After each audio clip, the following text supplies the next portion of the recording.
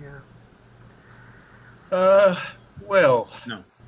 I would say that Nietzsche's one of his great points is that modern society is fantasy driven.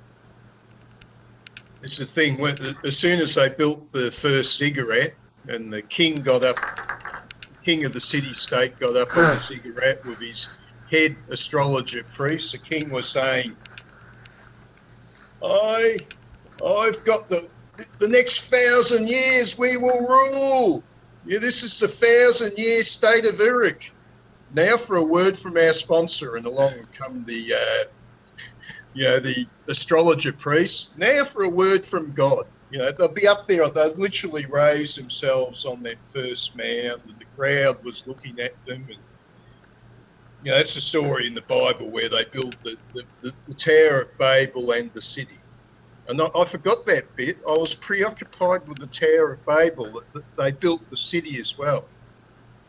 So they had built the grand abstraction.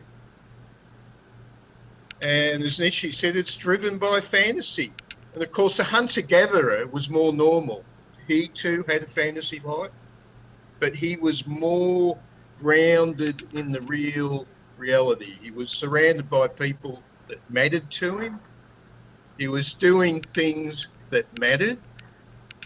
But what are we doing, when we follow Hitler, the 1,000-year Reich? What nonsense is this, or Joseph Stalin, I'll build you the workers' paradise, which never comes along, when we're out of immediate contact with the people, with people in our environment and then our circumstances, we're following the grand fantasy, the grand narrative. And that's what I think I'm learning from Nietzsche. Yeah, he didn't like anarchists, he didn't like socialists, he didn't like humanists. He basically, any kind of like political position was kind of like contemptible in the gay science anyway. Yeah. I suppose, my thing with Trump is you could probably make some arguments against him and perhaps some pretty good ones. But I'm really annoyed at the lack of thought that people who dislike him demonise him. They're projecting fantasies on him. And maybe he is bad, maybe he is unstatesmanlike and all that. But Michael Moore, you should see the latest Michael Moore video. He's saying Trump is an evil genius. He's Dr. Evil. It's literally out of the James Bond spin-offs. It's ridiculous. Okay, that's enough electioneering from November 3rd. It's not November 3rd here yet, so. But the clock is ticking. When you see the cities all on fire on Tuesday, at the stroke of 12, that'll be on Wednesday. The Californians will be burning their lawns on Wednesday. Yeah. The end of civilization has come, and we won't see each other again. But yeah.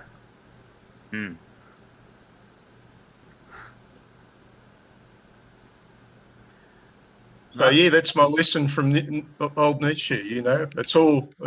I'm a fantasy-driven creature, full of fanciful notions. Mm. And the other type, the other people that have no fanciful notions, are merely boring. I'm sorry. Should be something to say for that, I guess. I don't have any comebacks for that one. I think people will still be showing up in the next 10, 15 minutes. Okay, fine. Not a lot of people. Not a lot of. Okay, but no more electioneering. Okay. Yeah, but I really did enjoy this section that we did. One thing I wanted to start off by saying is I hope we can all agree Nietzsche is certainly a lot easier than Heidegger. Yeah, in degree, I guess that's true. Yeah. To a degree, yeah. Yeah. Yeah. I was thinking, yeah, maybe we did it backwards, because I think you start with the way the class was, you start with Nietzsche and then you sort of ease your way into Heidegger. We did it the other way around. We started with Yeah, Heidegger. it's difficult. Well, I guess what's difficult about Nietzsche is the romanticism. You sort of get struck by how the words are very colorful. He changes gear fairly tightly. He kind of an arbitrary language, arbitrary sentence structure, arbitrarily changes gears. Criticizes criticism. All these kind of like twists and turns. Yeah, he doesn't write the way traditional philosophical, analytical philosophers certainly. He was able to do that. He was capable of doing that. He just it was going a different direction. But I kind of like that. I like that's exactly the type of thing I enjoy, and I get a lot of that on the types of people that I like. I do the Kenneth Smith works, and he gets a lot of the same criticism, that he doesn't present an argument. He just makes these statements, and well, yeah, yeah, it's a different way of presenting philosophy. It's philosophy as an art more than as performance art, more than creating an analytical syllogism. And but I think he's doing that for a reason. All of writers that I read are doing that to get an effect across, to get you into a different mind space, so you can think differently, so you can approach things differently. If you approach things from a traditional viewpoint, you're never going to traditional approach. You're never going to get into this new way of understanding, a new perspective, a new vantage point to see your values, your perspectives, your ways of living, and things you take for granted. Yeah, I had a friend on the phone who's into the analytics. He said, "Why are you bothering with Nietzsche?" And I said, "Well, on one hand, Nietzsche is an idiot, but on the other hand, he's a genius, and we study him for the genius part."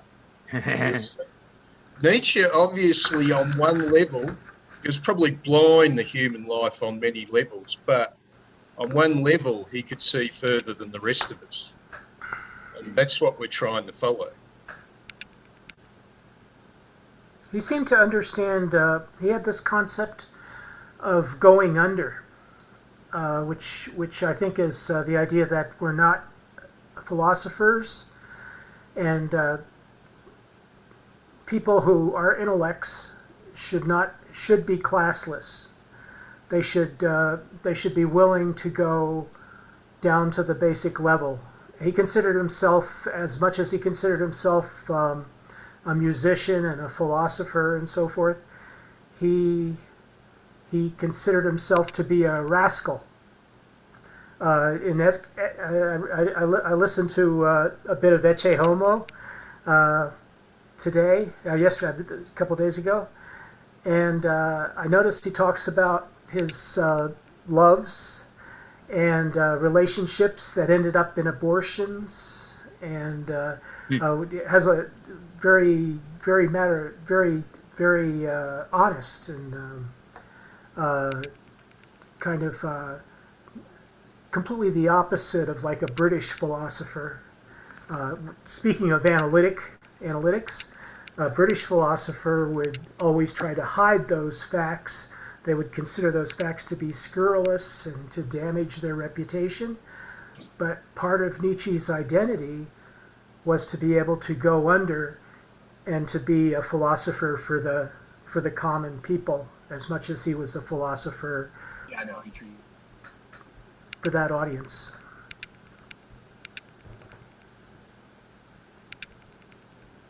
Will, hi. Did you get anywhere with Max Stirner? Oh, no. Well, this is an interesting connection between Stirner and Nietzsche, and this is where Marx, is pointing out Stirner's philosophy was tremendous egoism. And Marx was saying, Oh, that was the ego and the one. That guy. Yeah, I read a blurb on him before, or Wikipedia or whatever. Marx was saying, what are you doing, Stirner? Why are you trying to get the idiots to wise up to themselves? That's completely against your philosophy as you express it. So this is an interesting thing. Again, in Marx and Stirner, we see this sort of superior intellect to us normals. But I don't think Marx was really a moral man. Even Stirner had an element of morality. Even Nietzsche did. I think Marx was a person who was very much out for themselves. Well, okay. Anyway, I think Nietzsche was he believed in a collapse of morality, which could take the form of a complete collapse of society. So he was kind of, he talks about that in The Gay Science, the coming collapse. And he's not just speaking about the collapse of Christian morality, he's saying that he's predicting that the contradictions the pagan that are in morality the would society collapse as well. The pagan morality might collapse as well. Any morality might collapse. Yeah, because the forces were so contradictory. In other words, the pessimists about American society, we have pessimists of American society, especially on the right, I think, but maybe on the right and the left. But that pessimism that we see now was very similar to probably what Nietzsche was seeing in his time in Germany. And of course, you had Schopenhauer. Arthur Schopenhauer was one of the most read, book writers, nonfiction writers, philosophy writers. So the very, very strong pessimism. So in this, in the, I guess it's next week's reading, David, we're going to be covering some of the writing about pessimism. One of the sections, at least, is about pessimism. I wanted to comment to you. You seem to be picking the reading to match the lecture and to match the notes, right? The lecture and the notes will be on up to page 191. But the end of the book, the end of The Gay Science, is the next section. And you didn't assign that reading this time, but you assigned the reading for the lecture. And at the lecture is when he assigns, actually, as a matter of fact, both lectures, is when he assigns the next reading.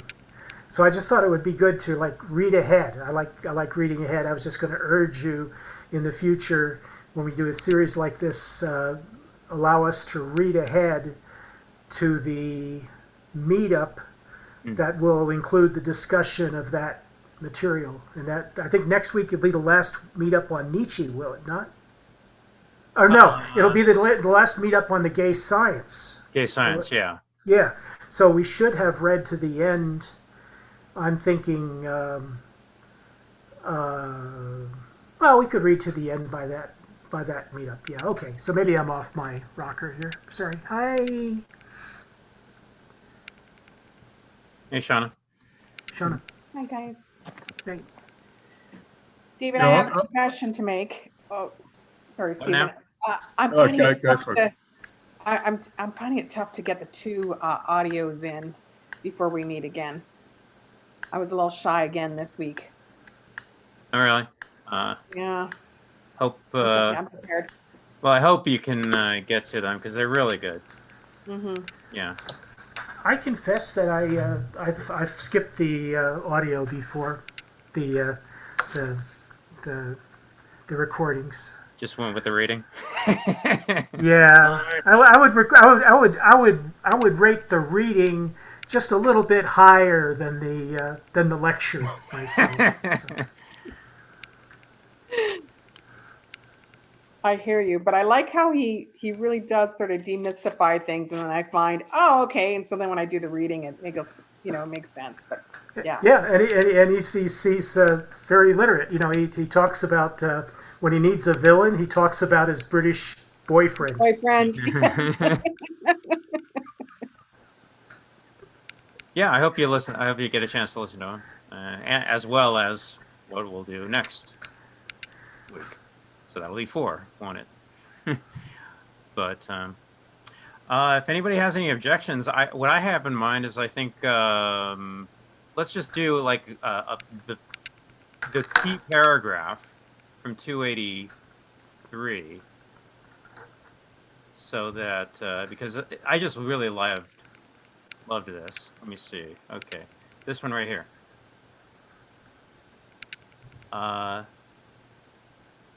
Well, or just 2 paragraphs here. I welcome all the signs that a more virile, a more warlike age is upon us. An age that above all will return bravery to its place of honor. For this age shall prepare the way for a still higher age, and gather the strength that age will someday need, an age that will bring heroism into knowledge and wage wars for the sake of thoughts and their consequences. For now, this requires many preparatory brave human beings who certainly cannot arise from nothing any more than from the sand and slime of today's civilization and big city culture. Human beings who understand how to be satisfied with constant, invisible activity, silent, solitary, and resolute. Human beings who have an inner penchant for seeking in all things what is to be overcome in them.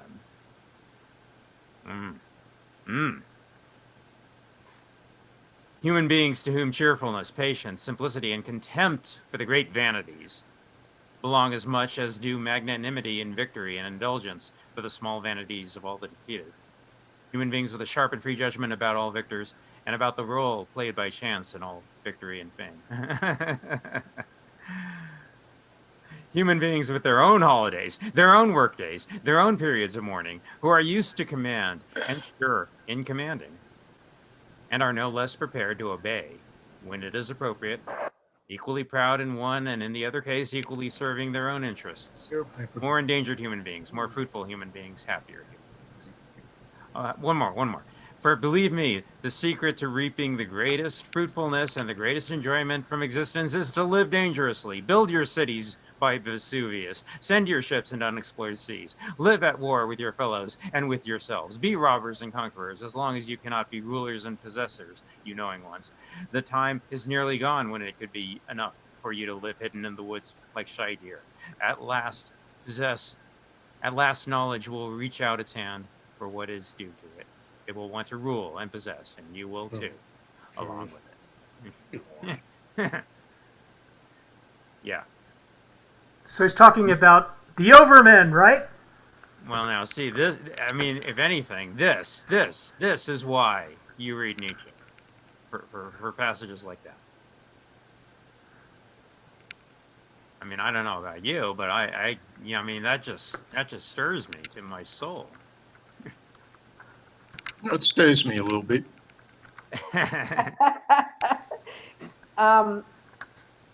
Sort of being your own person. Is that why it stirs you, David? Sort of, be a creator, be your own person, be authentic, that kind of thing? Well, that kind of thing. I mean, there's a lot of different ways you can take this. There's a lot of different ways you can interpret this. I mean, I think it's very playful. It certainly invites you to participate in it. It invites you to collaborate with it. I see this type of philosophy that Nietzsche writes. It's I see more this of as a, the, let's play, let's collaborate, let's see what we can create together. I Yeah, want you to could be take the it one that that way. conquers Byzantium. And deterministic and self-identified. Yeah, you can. You can go other ways with it as well. Yeah, it's I see this. open for interpretation. I see this as the pirate section. Anyone who doesn't already possess property is free to rob and conquer. If you don't rule and possess, you're going to have to rob and conquer. That's basically how he's closing it out there. Yeah. I have the opposite reading. First of all, at the very beginning, you should emphasize. I have the Kaufman translation, which is slightly different, but at the very beginning, he said, "Will wage wars for the sake of ideas." I think your version says about of thoughts and their consequences. So it's not a question of power, of possession, of materialistic things, but of ideas. And further down, when he's talking about as long as you cannot be rulers and possessor, you seeker of knowledge. So he's emphasizing, I think he's emphasizing the spiritualization of the will to power, not the will to power of the beast of prey. So the overman leaves behind the beast of prey and goes through the spiritualization of the will to power and moves to the overman on the other side of the shores.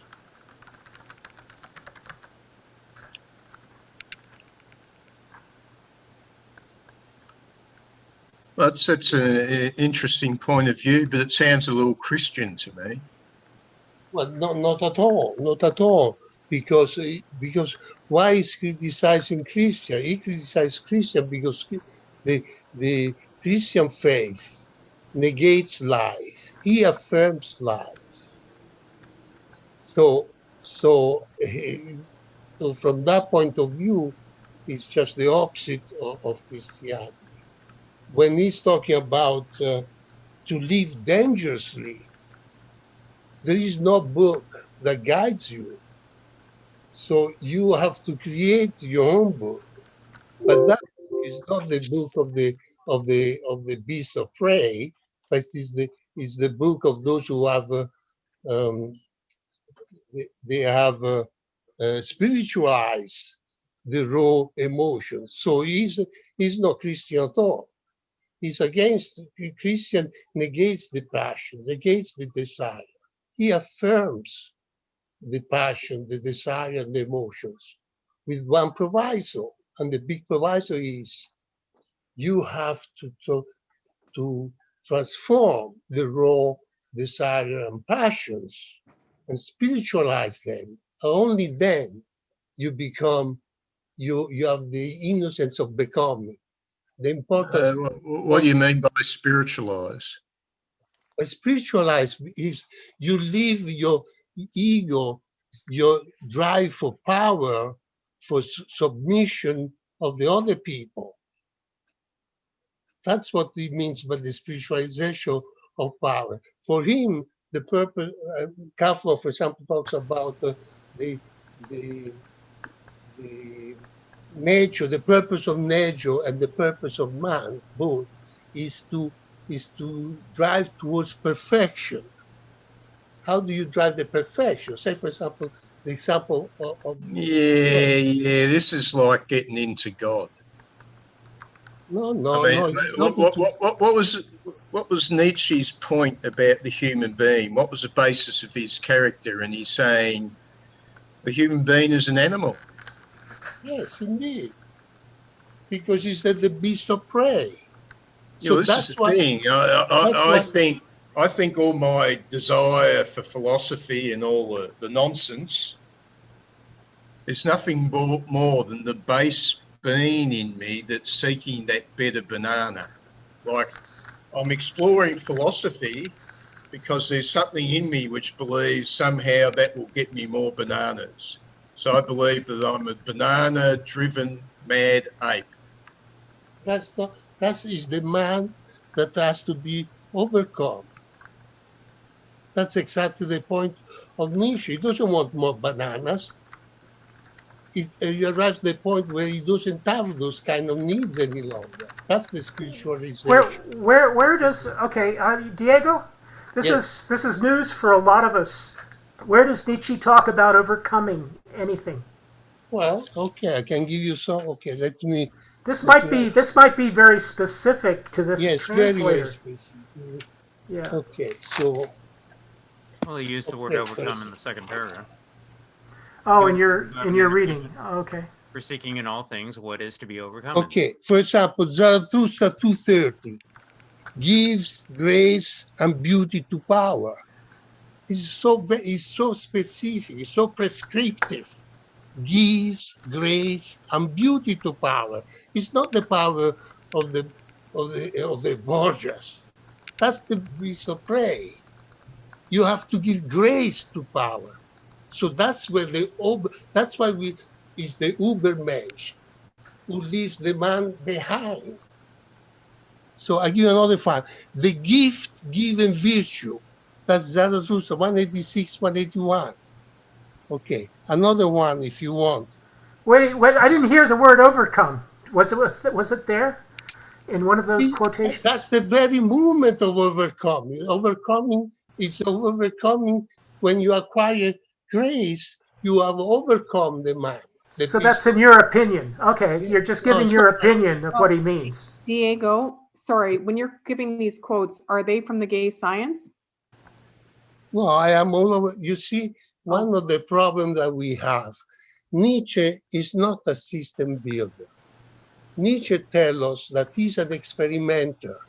He does many quick dips into the icy waters, and every dip is from a different perspective. So I give you an example. When he talks against cause and effect, you have to pick up all the statements and all the aphorisms that he talks when he talks about against cause and effect. And then you understand what he really means because he has 10 or 12 statements against them. Sure. By taking one in isolation, so by reading the guide science, only the guide science, you get to in isolation. Okay. But if you put that together with the morals or with the other books, then you get the different perspective. Okay, I understand and I agree with that sometimes isolated information can be misleading. But when you gave that first quote, 180, I think it was something, I would like to read it, if I may. Okay, I give you the gift giving virtue is Zarathustra 186 to 191. Oh, okay, all right. Okay. I don't have all his works. I was hoping I had that. Oh, okay. Sorry about that. That's okay. That's okay. But I can give you some other quotation. Okay, like I have Good and Evil, and I have The Gay Science, and I think I have The Tragedy of Something or Other. The Birth of Tragedy. The Birth of Tragedy. Thank you. Yeah, I could find it online. David, So is there a reference for what Diego's referring to there? Yes. Okay, all right, first of all. He could put it in the chat. He could write it in the chat. Yeah. Okay. I mean, for example, first of all, we should be aware of his methodology, where he says in the methodology, for example, the metaphor of quick and repeated immersion into the icy water. That's Guy Science, section 343. Oh, okay. Give me a second here. You go to Guy Science 343, that tells you his methodology. So, for example, we have at least two books where he talks about morals, but he doesn't create an ethics because he's not a system builder. He's an experiment. He tells us he's an experimenter. And every time that he investigates is one experiment. Hey, yeah, we all know, Diego, we agree with some of that stuff. We've read enough that we know he's not a system builder. We could agree on that. David, you quoted from 283, and where he uses the word overcome, but it wasn't in that sense. He said the overcoming. He does italicize it. He says human beings who have starting after the semicolon. In the middle of the first paragraph, human beings who have an inner penchant for seeking in all things what is to be overcome in them. So in other words, he's talking about specific human beings, I guess the preparatory brave ones, and that, but he is, but as examples he gives human beings whom cheerfulness, patience, and simplicity and contempt for the great vanities belong as much as do magnanimity in victory and indulgence for the small vanities of all the defeated.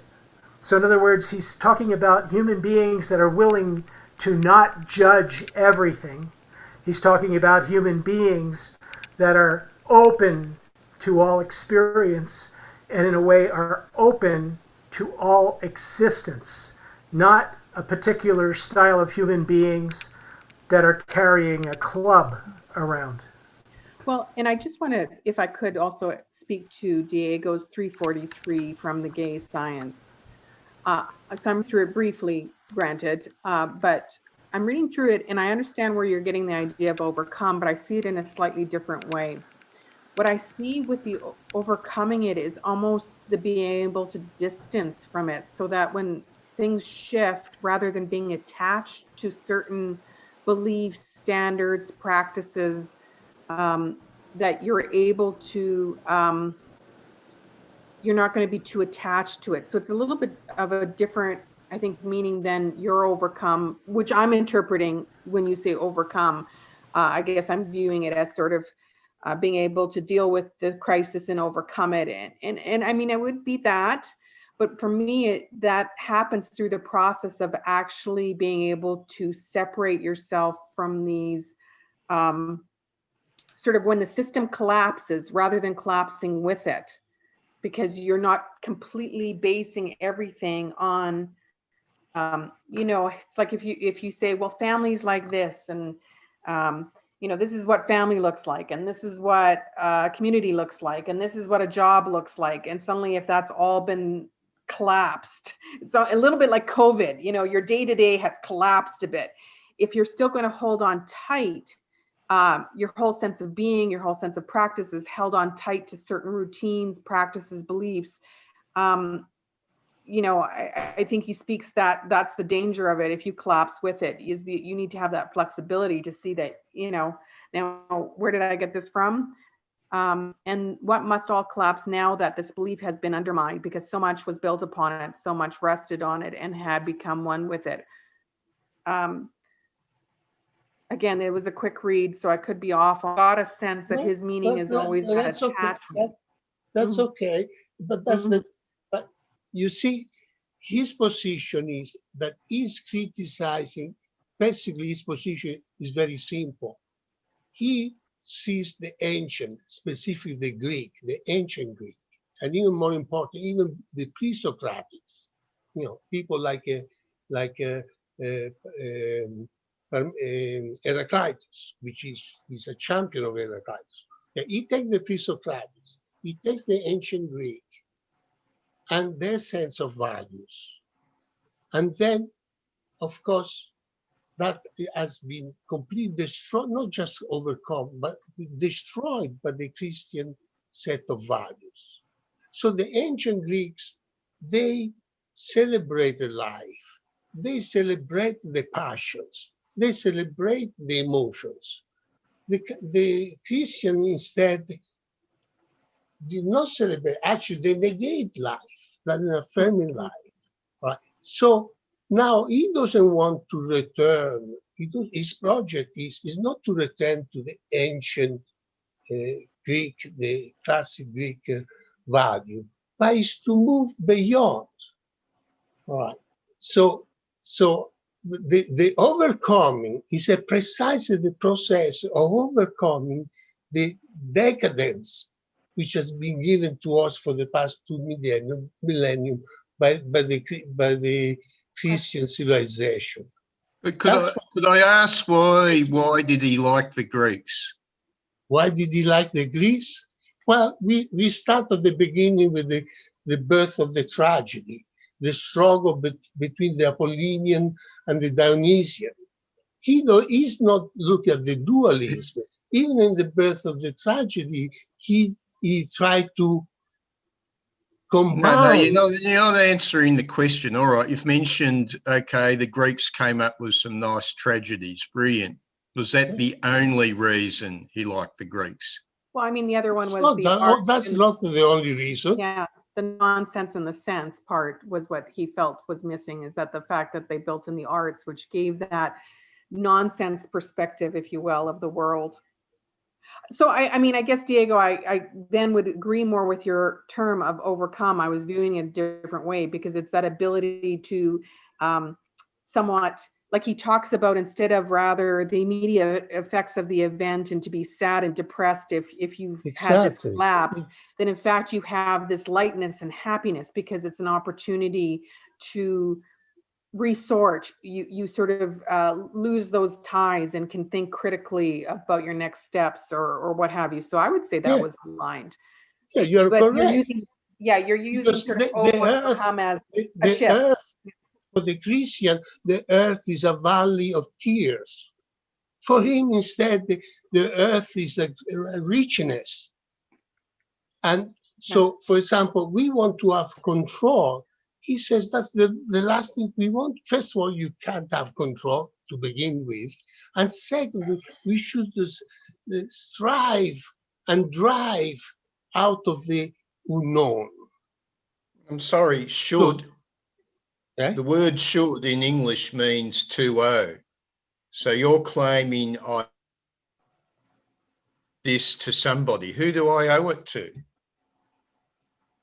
So I didn't understand. Sorry. The word should is an English word meaning to owe, like you owe money. I should do something because I should give you the money that I borrowed from you because I owe it to you. Or if I do some work for you, you should pay me. Are you kidding You me? owe me some money. So Are you kidding me? who the frick do I owe this labour to? Well, I mean, if, I'm thinking as Stephen's talking that, so Nietzsche is talking about really thinking for yourself, being in the moment. If there's always this idea that we should be always transcending, is that not another should that's in there? Is that another adherence? That's the way I'm taking what you're saying, Stephen. Well, should's an imperative. Mm-hmm. You So don't. it's directive. It would be like a new religion. You don't have to read Nietzsche. It's the old Albert Ellis. He brought up Hume's point about the is and the ought. It's dangerous to keep on using the ought, to use the should. Yeah. I kind of agree with where Sean is going with this. I think Nietzsche in certain places is emphatic. There are places where he gets completely emphatic. It's in the one where he talks about amor fati, when he talks about having encountered things in his life that are mistakes as much as he's encountered things in his life that are successes, and that he needs to embrace all of those and not discard any of them, and to make every one of them a jewel in his crown, no matter what they as acts might represent to himself or his reputation, or how they might encourage or discourage others. So the amor fati is his idea that one's own concern about one's actions, especially in the past, should not ever matter. It's always the direction of your action towards the future that matters. And so this is somewhat congruous with Heidegger's notion of temporality, and so it's basically saying that he is promising, or should never be caught. Actually, I can read it. Hang on a second. It's pretty short.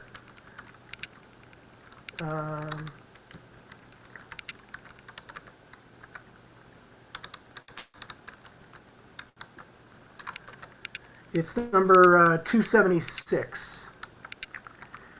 So in 276, for the new year, it's titled, which is, right. I must still live, still I live, still I think. I must still live, for I must still think. Sum, ergo cogito. Cogito, ergo sum.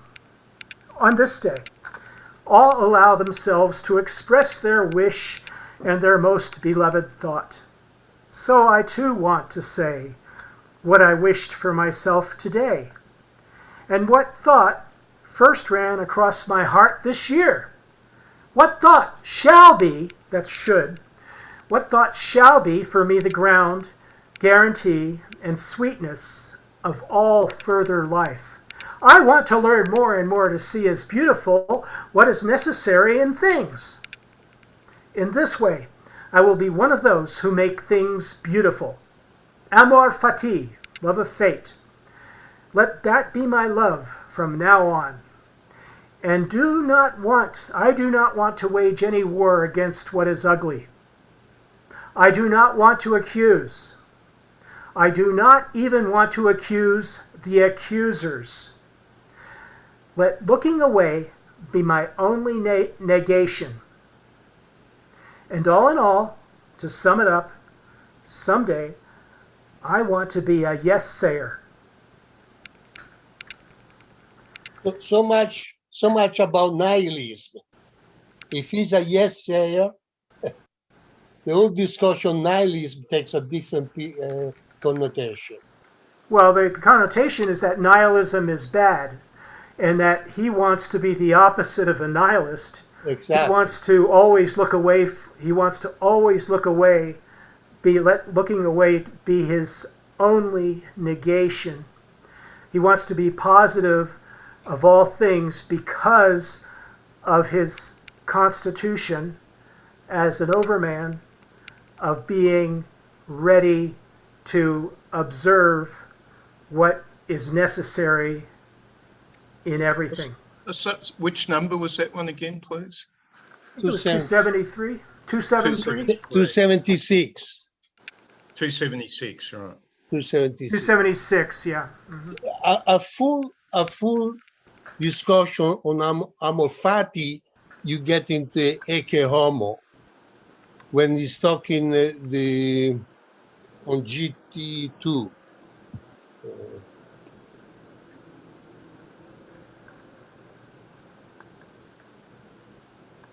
So there is specifically said, I'm quoting, again I have the Kaufman translation, nothing that is may be subtracted, nothing is dispensable. So that's the notion of the amor fati, that everything, nothing may be subtracted and nothing is dispensable. We say yes to everything.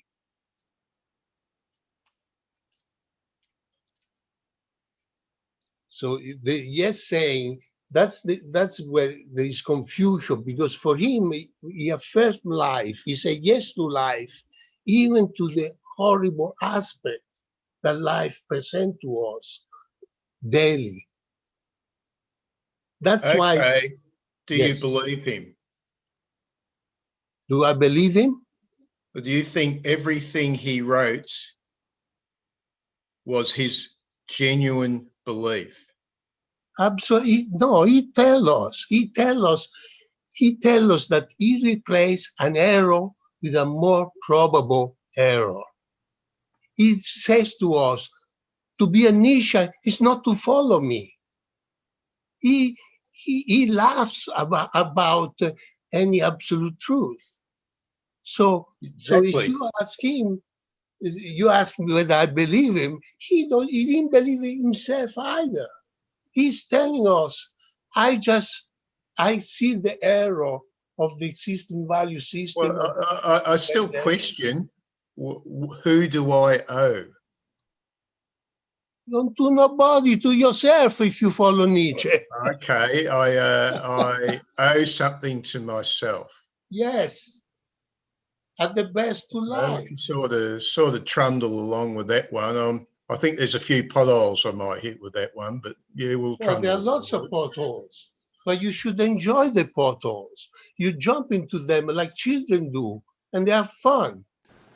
He But does No, not, say, no, no, well, no, no, actually, no. I'm one who likes the potholes, but he says here, I shall, I think, and the point is that what is has a necessity. So he's making a metaphysical point here that everything, just like we say, everything has physics says everything has a cause and effect.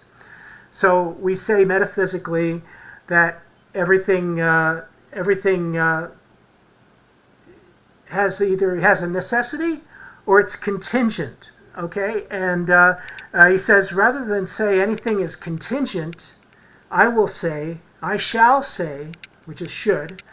Everything has its own necessity, which I am personally inferior to. In other words, I don't trump, pardon the expression, did the duck just fall off the ceiling? Anyway, I don't trump the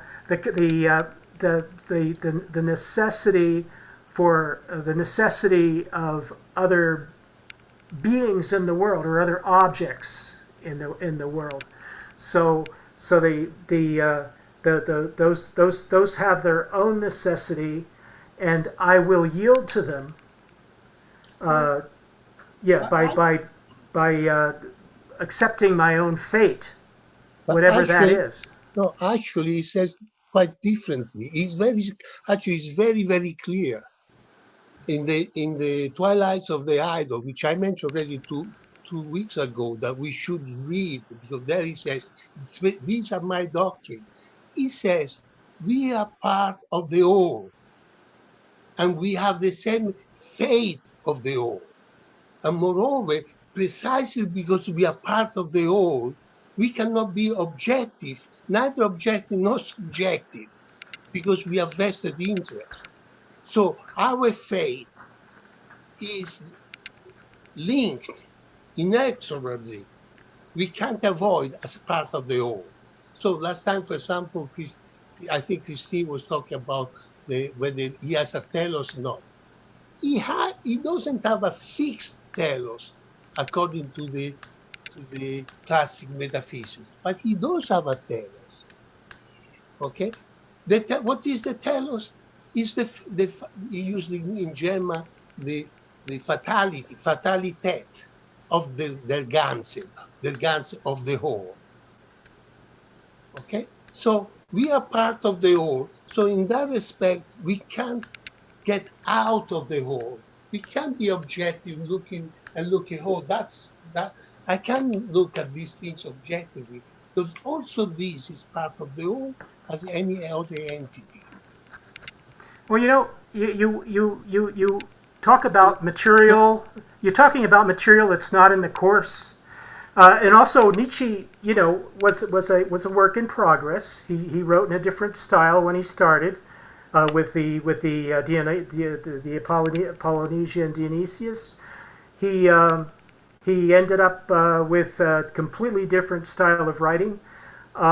He has this kind of he has a kind of like a progress through his work, and he didn't rule out, like you said, there's potholes. He didn't rule out that he was going to repeat himself, but unless you're going to share your screen, put the material on your screen. If you're quoting stuff that's outside the course, it begins to sound like your own opinion, Diego. Not that we completely disbelieve you, because I completely believe that he could have talked about the all in italics in another book, and especially one early in his career when he was laying out the fundamentals of his methodology. I completely believe that that's possible, that he would do that. So I'm not saying that sounds completely wrong. I'm just saying that we should talk on the same level. You tend to talk as if you're a priest to a certain extent. I apologize. I am anything but a priest, and I apologize for my accent, my tone, my enthusiasm, and my all my mistakes and faults that I have. I mentioned already 2 weeks ago, Nietzsche is a profound thinker. He's different from the philosophy we are accustomed to because, as we agreed a few minutes ago, he's not a system builder. Okay? He tells us that he's an experimenter, that does many quick deep into the icy water, and each time he's look at one problem from a different perspective. So in order to understand him, it's not that we take like Heidegger, okay, we start with being and time and we go through being and time. And then we realize that he has returned and we go to another book and so on and so forth. That's not Nietzsche. In order to understand Nietzsche, you have to look at all the deeps that in all the investigation, all the experiment, to use his language, all the experiment he makes. For example, 2 weeks ago, we were discussing the four errors, right? And I suggested, but was not taken, that's fine. You want to look at the four errors? Fine, look at the four errors in the guy's science, but don't forget the four errors are also addressed in the Twilight of the Idols. And more specifically, when you go to the Twilight of the Idols, on the last section, it has 8 sections, the Twilights of the Idols, on the four errors, on the four errors. When you go on the left, at the 8th section, he talks what his doctrines are.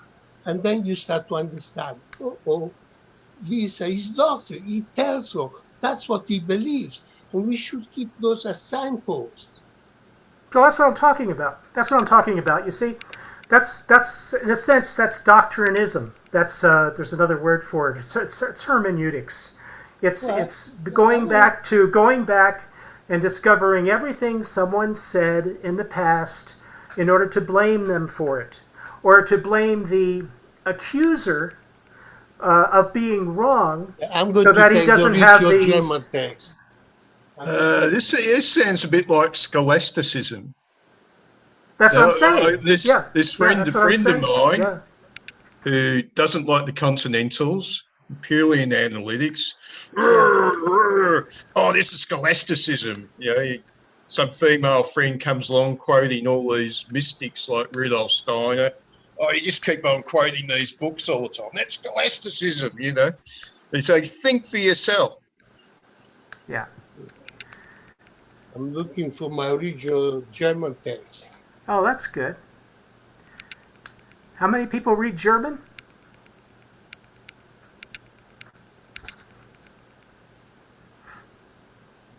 Anyway, Okay, so I'm going to interject. Yeah. Maybe we can change the subject. Yeah. Well, you know, perhaps this is coming from me, but I think a summary might be a good thing to do to see where we're at this point. I've been doing that myself, sort of, because there's a lot of, like people have already mentioned, is Nietzsche can go in one direction and sometimes it sounds like he's going back away from what he's saying. But I think if we could identify what are the critical things that he's speaking to. I mean, I'll start by saying one I'm hearing clearly is he believes there should be no prescriptions, whether that comes through religion and even other philosophers. That there is this need to be critically thinking about your situation. Like, what are some of the essentials that we can say, including what came through this week?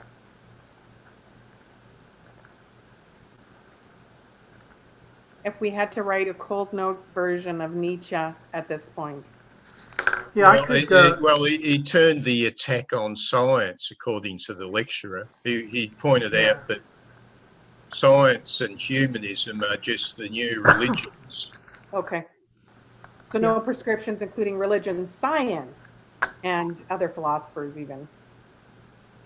Yeah, I didn't quite get what he was pointing out there, that Nietzsche was pointing out there's a couple of ways of pursuing science, and one of these is religious in nature. It's like politics.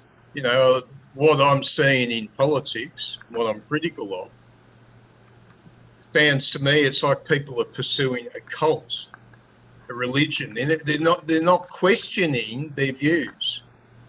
They're just, it's like the belief, it's like the revolution, you know.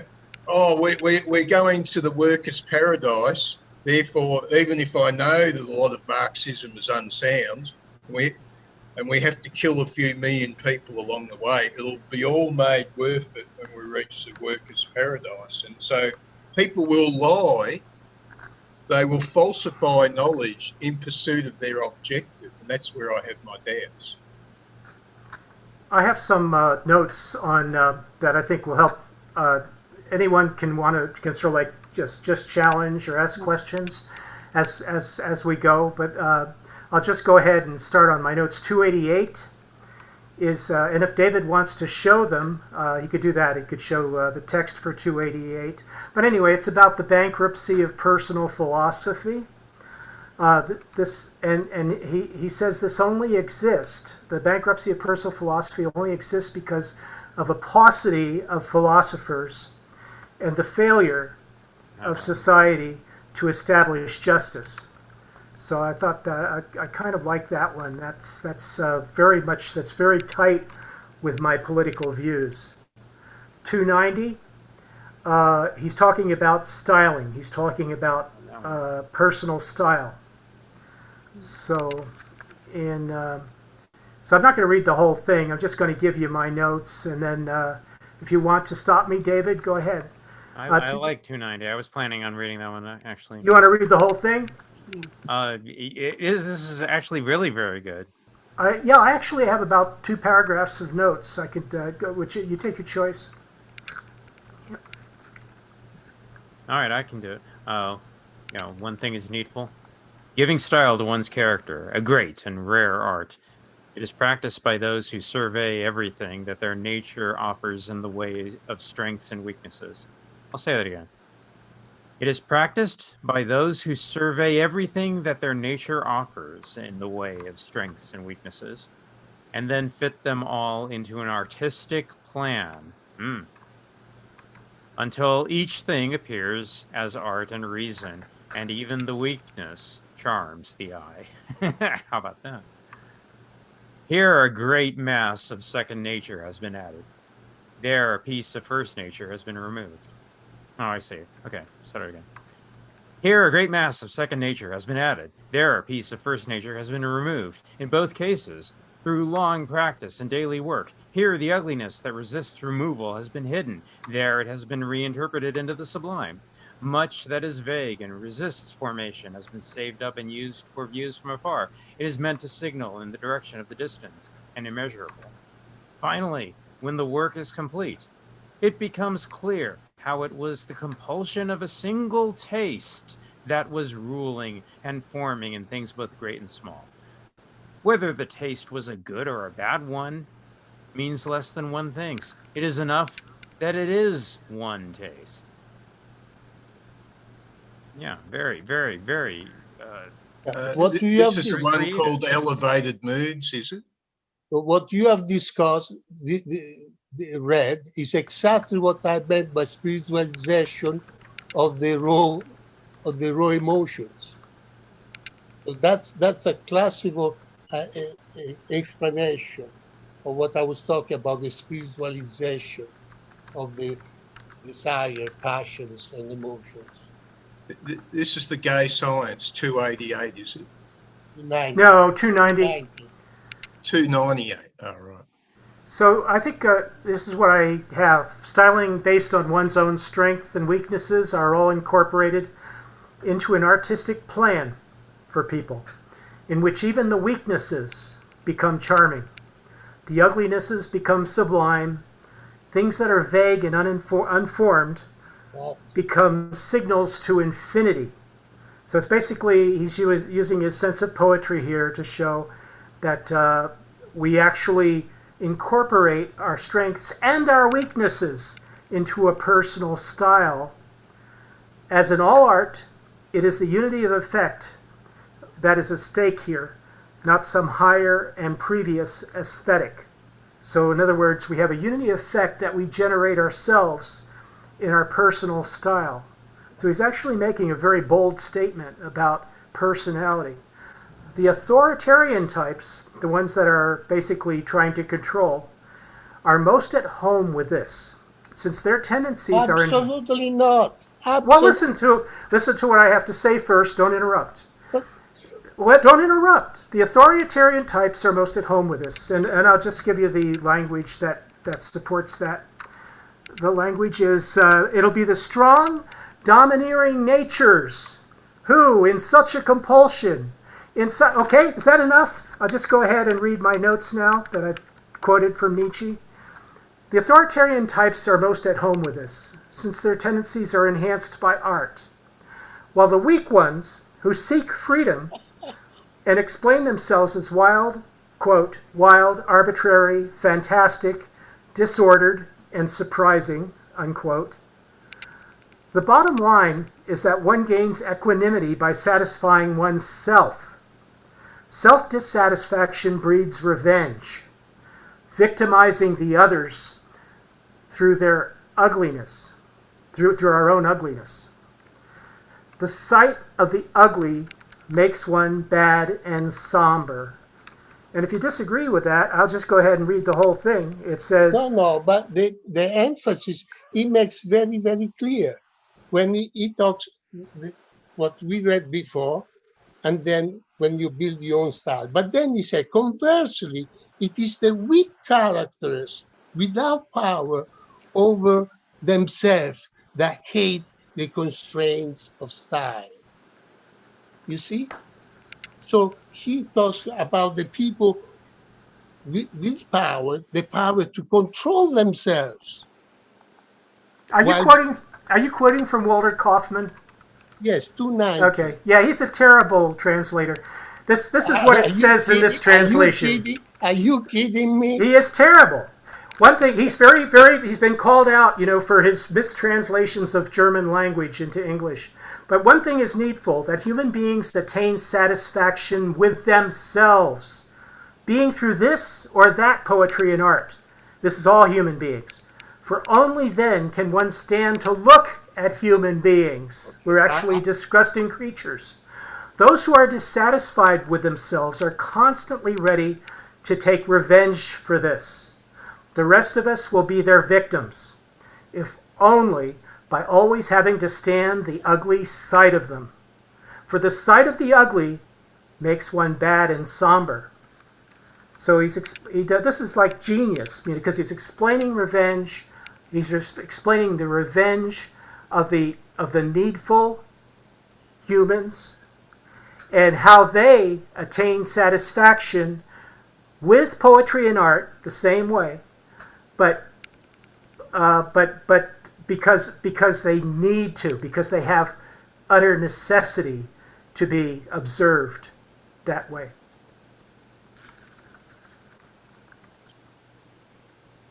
And this to me is socially conscious.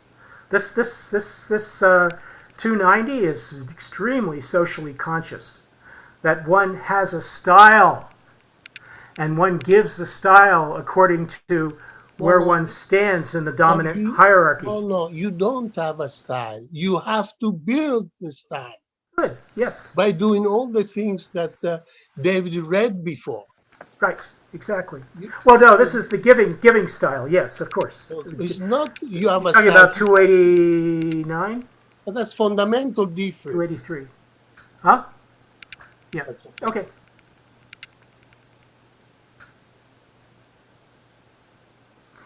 So anyway, I love that one. That's a great one. And then let me see. I got Hooray for Physics, 335. It's a critique of Kant, bigotry, and ultimately conservatism.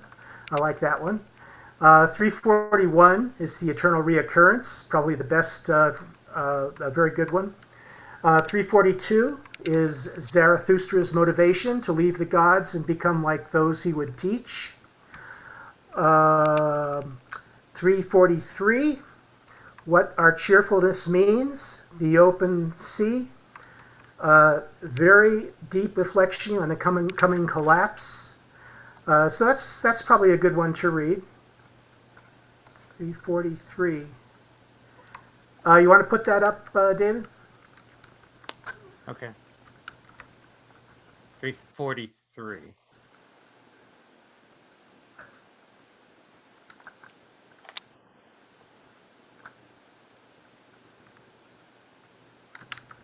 Okay. What our cheerfulness means. The great recent event that God is dead, that the belief in the Christian God has become unbelievable, already begins to cast its first shadows on Europe, at least for the few whose eye, the suspicion in whose eye is strong and keen enough for this spectacle. Some sun seems to have gone down. Some deep old trust seems to have turned into doubt. To them, our old word has to seem duskier, more distrustful, more alien, quote, older, unquote, from day to day. For the most part, however, we may assert that the event is far too great, too distant, too removed from most people's capacity to comprehend. For us, even to say that the news of it has arrived yet, much less that many know yet what has taken place here and what must all collapse now once this belief has been undermined because it was built on it, leaning on it, grown into it. For instance, our entire European morality. This long profusion. Now he's not calling it the Christian morality now. He's calling it the European morality. This long profusion and procession of breakdown, destruction, decline, and upheaval that now stands before us, who today has guessed enough of this to have to serve as the teacher and harbinger of this tremendous logic of terror, the prophet of a gloom and an eclipse of the sun, the like of which has probably never yet happened on earth. Even we born riddle solvers will wait, as it were, on the mountaintops, stationed between today and tomorrow, and suspended in the contradiction between today and tomorrow. We firstborns and premature bursts of the coming century, into whose sight the shadows that must soon envelope Europe should really have already come. How is it that even we await the arrival of this gloom without truly being wrapped up in it, and above all, without care and fear for ourselves? Are we perhaps still too concerned with the immediate consequences of this event? After all, these immediate consequences, its consequences for us, are, contrary to what one might expect, not at all sad and gloomy, but rather like a new kind of light that is hard to describe. A new kind of happiness, alleviation, cheering, encouragement, and dawn. In fact, when we hear the news that, quote, the old God is dead, unquote, we philosophers and, quote, free spirits, unquote, feel as if we were struck by the ways of a new dawn. At this news, our heart overflows with thankfulness, wonder, presentiment, expectation. At last, the horizon appears free to us again, even granted that it is not bright. At last, our ships may set out again, set out towards every danger. Every daring act of the knower is allowed again. The sea, our sea, lies open there again. Maybe there was never before such an open sea. So I see him, in a way, he's taking credit. He's backpedaling a little bit on God is dead. He's saying that this is an expression now. This has now become an expression, but even the non-believers seem to know that there's a limit to the European morality. So I love that one. Anyone have comments on that? Okay, 343. So where was he said he was ahead of his time. That was his argument, that he foresaw that collapse of morality. Yeah. So what were the signs he Yeah. was seeing in the dreaded era of the 1880s, other than his own madness? No, I don't think he's really reflecting on his own perception that much, you know. He says the old world, our old world, okay? He says that his madness was that he believed that the 1880s was the old world. And to the few who have a really keen, suspicious eye, there might be some loss of trust. But our old world seems duskier, more distrustful, more alien, and older from day to day. So in other words, he's reading the news. He's reading the news saying that things in Europe are not quite going according to plan. That's his argument. And then people are really good at rationalizing besides that, and he wants people to stop rationalizing. So yeah, so I think that's the evidence he presents is the daily news, the fake news. So I'll go, if it's okay, I'll just go ahead to the next one. The God of Plato versus the value of truth in science. It's 344. The God of what I call the God of Plato versus the value of truth in science. What value is truth when it is anti-life? And he's talking about the will to truth.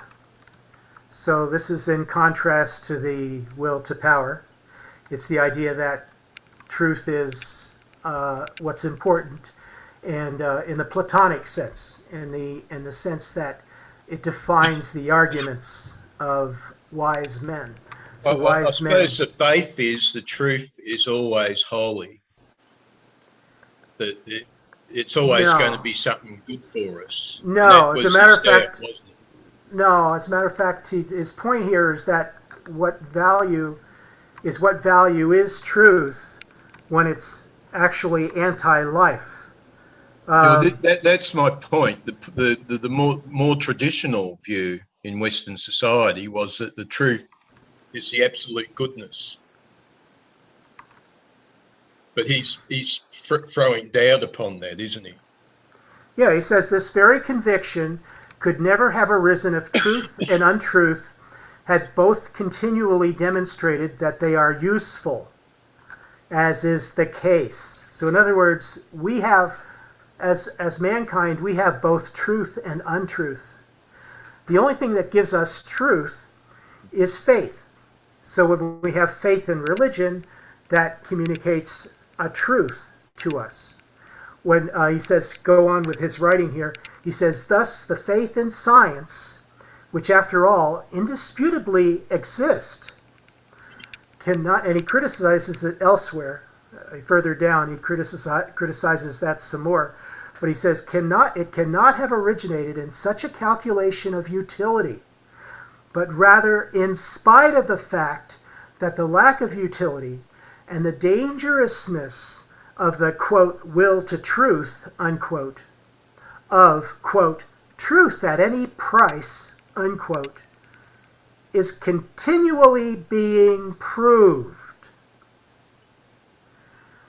And then, quote, at any price, unquote, oh, we understand that well enough once we have offered and slaughtered one faith after the other at this altar.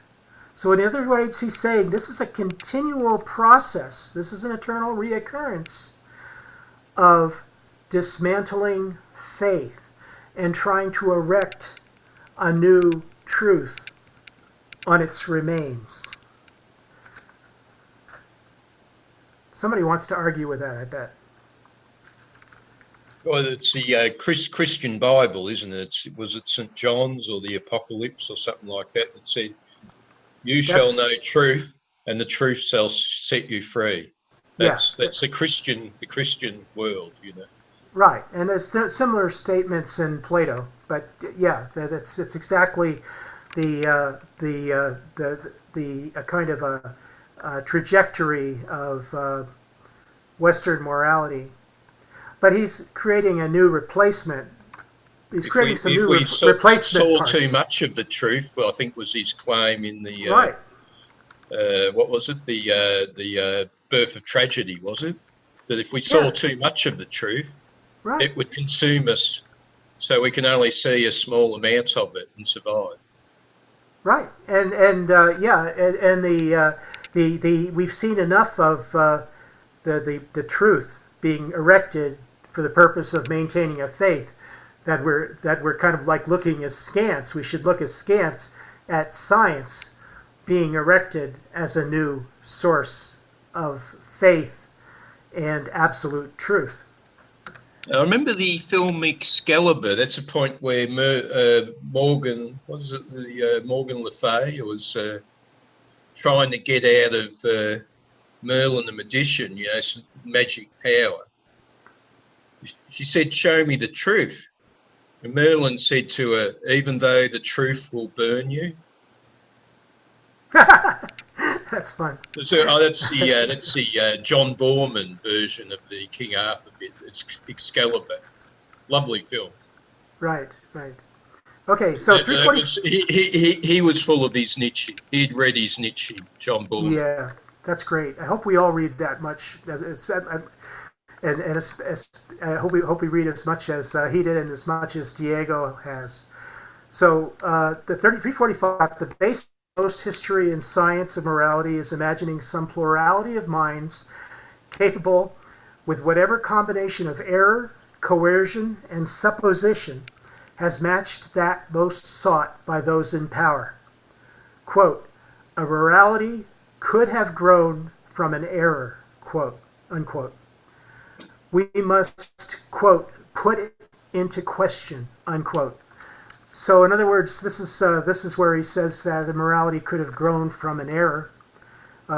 Speaking of Christian morality and the science of morality and the methodology of what passes for history, which he was also critical of. So, and he says this has to do with a pattern of error, coercion, and supposition. 345. Let me get the exact quote. Oh, it's really long.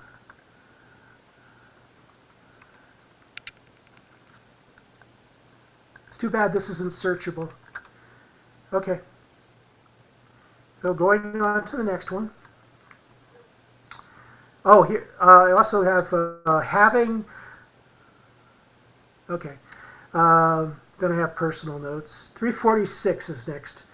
Nietzsche is peeling back the curtain to show us how he disguises all of the thinking behind his poetics and gnawing emotionalism. Nietzsche even brought himself out to say that he is among those who are, quote, "godless, faithless, or even immortalist," unquote. Not the one, but part of a trend. He does this to push us towards that state of accomplishment for the sake of which we exist, in Heideggerian terms, or at least to grasp that state of accomplishment they are looking for, the overman. We go along with the environment, no matter how ungodly, immoral, and inhuman it is. We interpret it in a certain way because we need it to be a certain way. As a matter of fact, he says it is a wish and will of our reverence, unquote. That's, quote, "a wish and will of our reverence," unquote. That same will, in Nietzschean terms, constitutes a faculty of obsession, a category of obsession to which human beings naturally gravitate, such as truth, beauty, and being. In the sense of an object of power, something we create. Opposed to this is our natural mistrust of the tattered world we exist in. But Nietzsche believes mistrust drives philosophy. Just because we need the world, we cannot judge the world. We are the world's possession, And this is very much my opinion here. We are the world's possession, not the other way around. As soon as we believe it, thus we begin to construct new and original delusions, usually of an unproductive egotist belief that we are the possessor of a world. As soon as we believe it, thus we begin to construct new and original delusions, usually of an unproductive egotistical variety. He speaks of the opposition between the world of our reverences, in Heideggerian terms, the inauthentic horizon, in our own being, and how this opposition can be breached by pessimism. His answer, since everything else is nihilism, is to abandon those reverences that give your inauthenticity sustenance and embrace authentic being in the world. So that's a very Heideggerian note. But I think if you read that one for yourself, you'll see some of that depth of concern about scientific curiosity and its impact on humanity. Oh, there's another shall here too. Wow.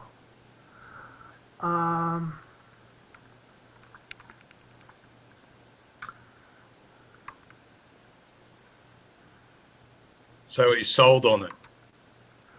Yeah, he says, I'm trying to see if I can connect this sentence to the previous one.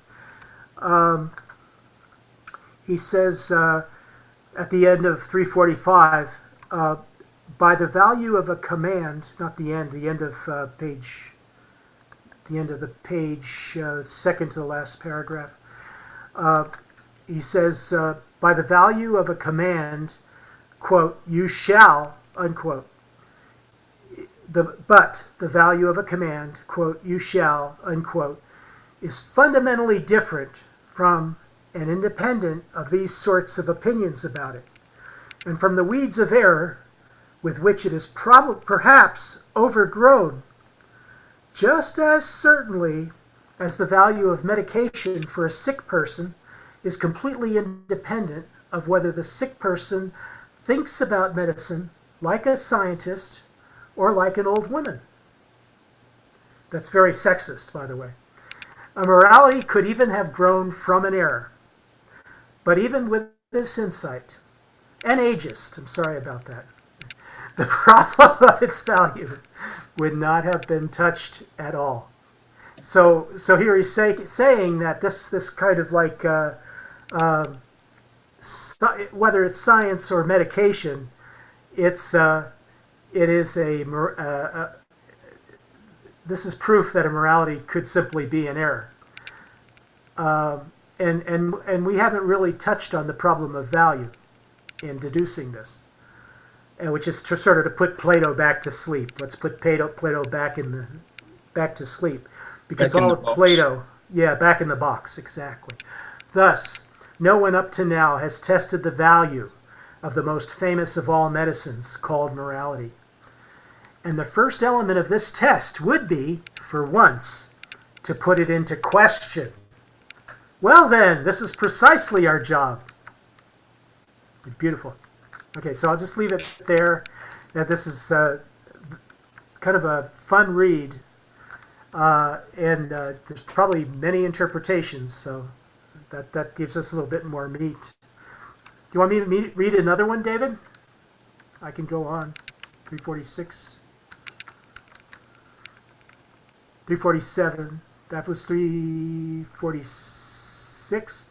Yeah, I can pull it up here. 347 is about, in my opinion, he's discovered that religion is anti-fragile. So in other words, it has a little bit of substance to it, a little bit of durability. Here it's much more like governments. So individual faith or allegiance becomes weaker in proportion, at least in relation to the totality of its existence, the existence of the individual, and its totality of relations. Some surely need or long for supports and assurances from, quote, religions, metaphysical systems, and convictions, unquote, but this is an instinct of weakness, quote, instinct of weakness, unquote, that never creates but only conserves. Nietzsche contrasts faith, submission, and fanaticism to free spirit, self-determination, and freedom of the will. So I'm wondering what he's talking here about creativity, that's Apollonian, right? So I'm wondering if I'm actually right in thinking that Nietzsche thought there was something important in the notion of Apollonianism and creativity that shouldn't necessarily be discarded, because it seems like in this sentence at the end he's criticizing conservatism. He's saying yeah,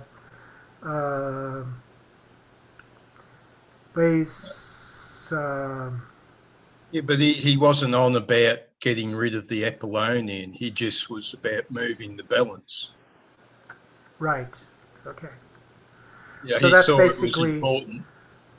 Yeah. So he is But promoting. He felt culture had gone too much in that direction. That was his big point. Right. So he's here. He's protecting the creative over the conservative. So I thought that was very interesting to read.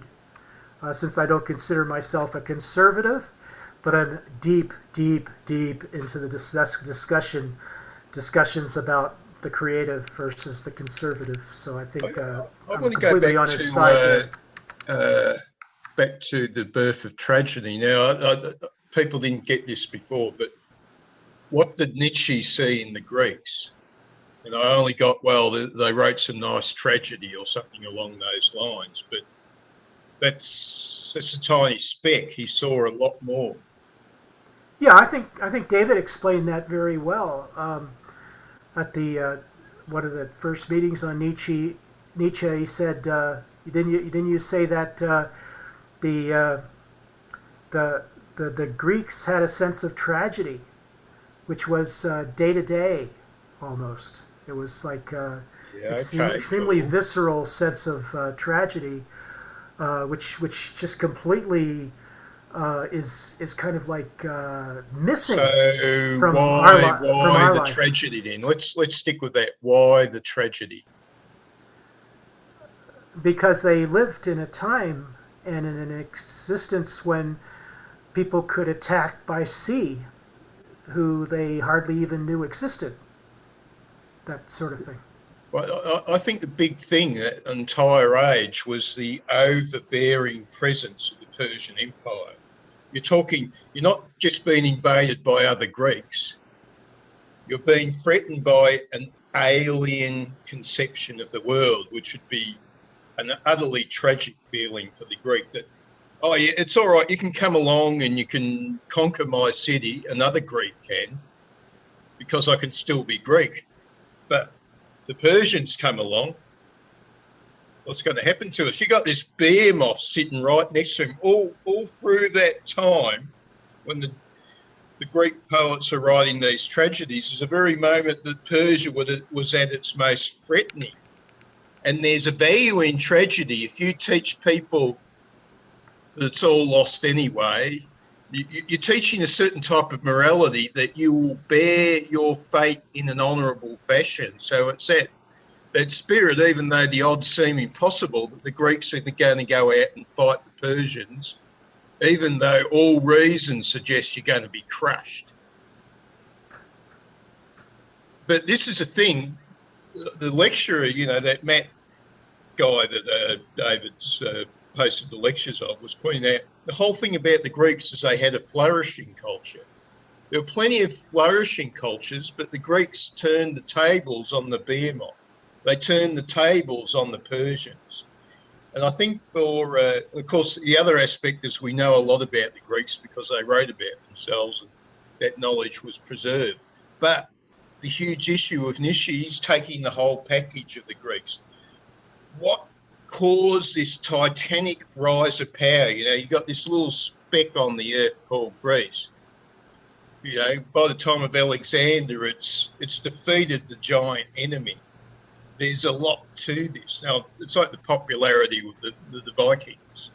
A little bit similar. The Vikings got into outsized achievements. I mean, you know, the conquest of Russia was off the scale. They were just a little tiny speck in Scandinavia, but they managed to conquer Russia. So he's wondering, where is this power coming from? There's plenty of nice cultures around. There's great cultures, but what turns these cultures into titans, I think, is the question. It's a good question. So how far did we go? 191, 161.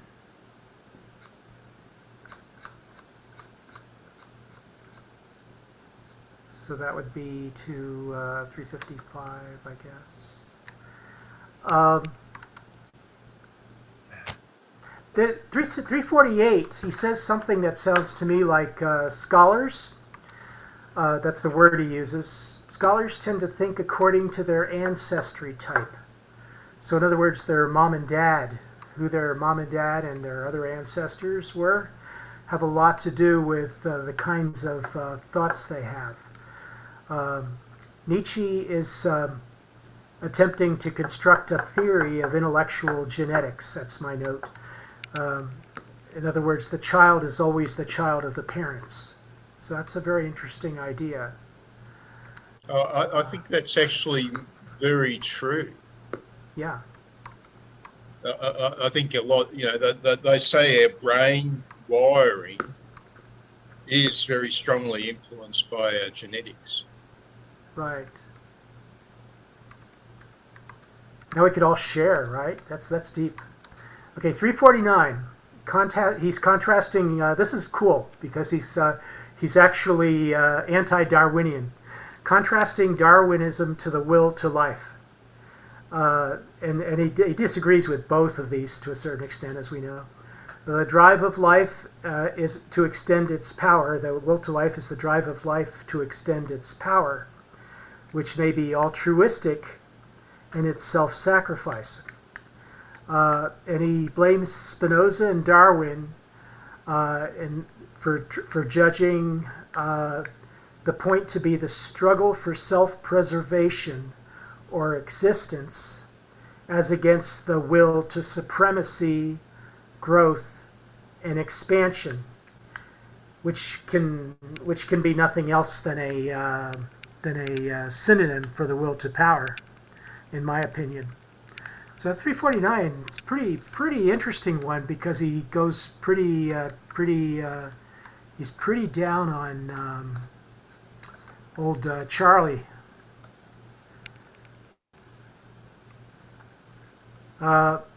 He's down on the English people who conquered the world.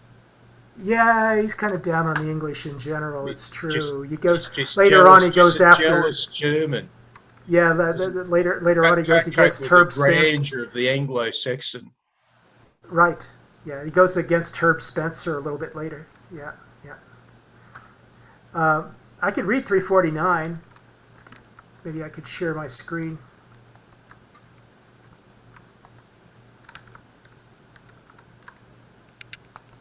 I can put it up. Okay.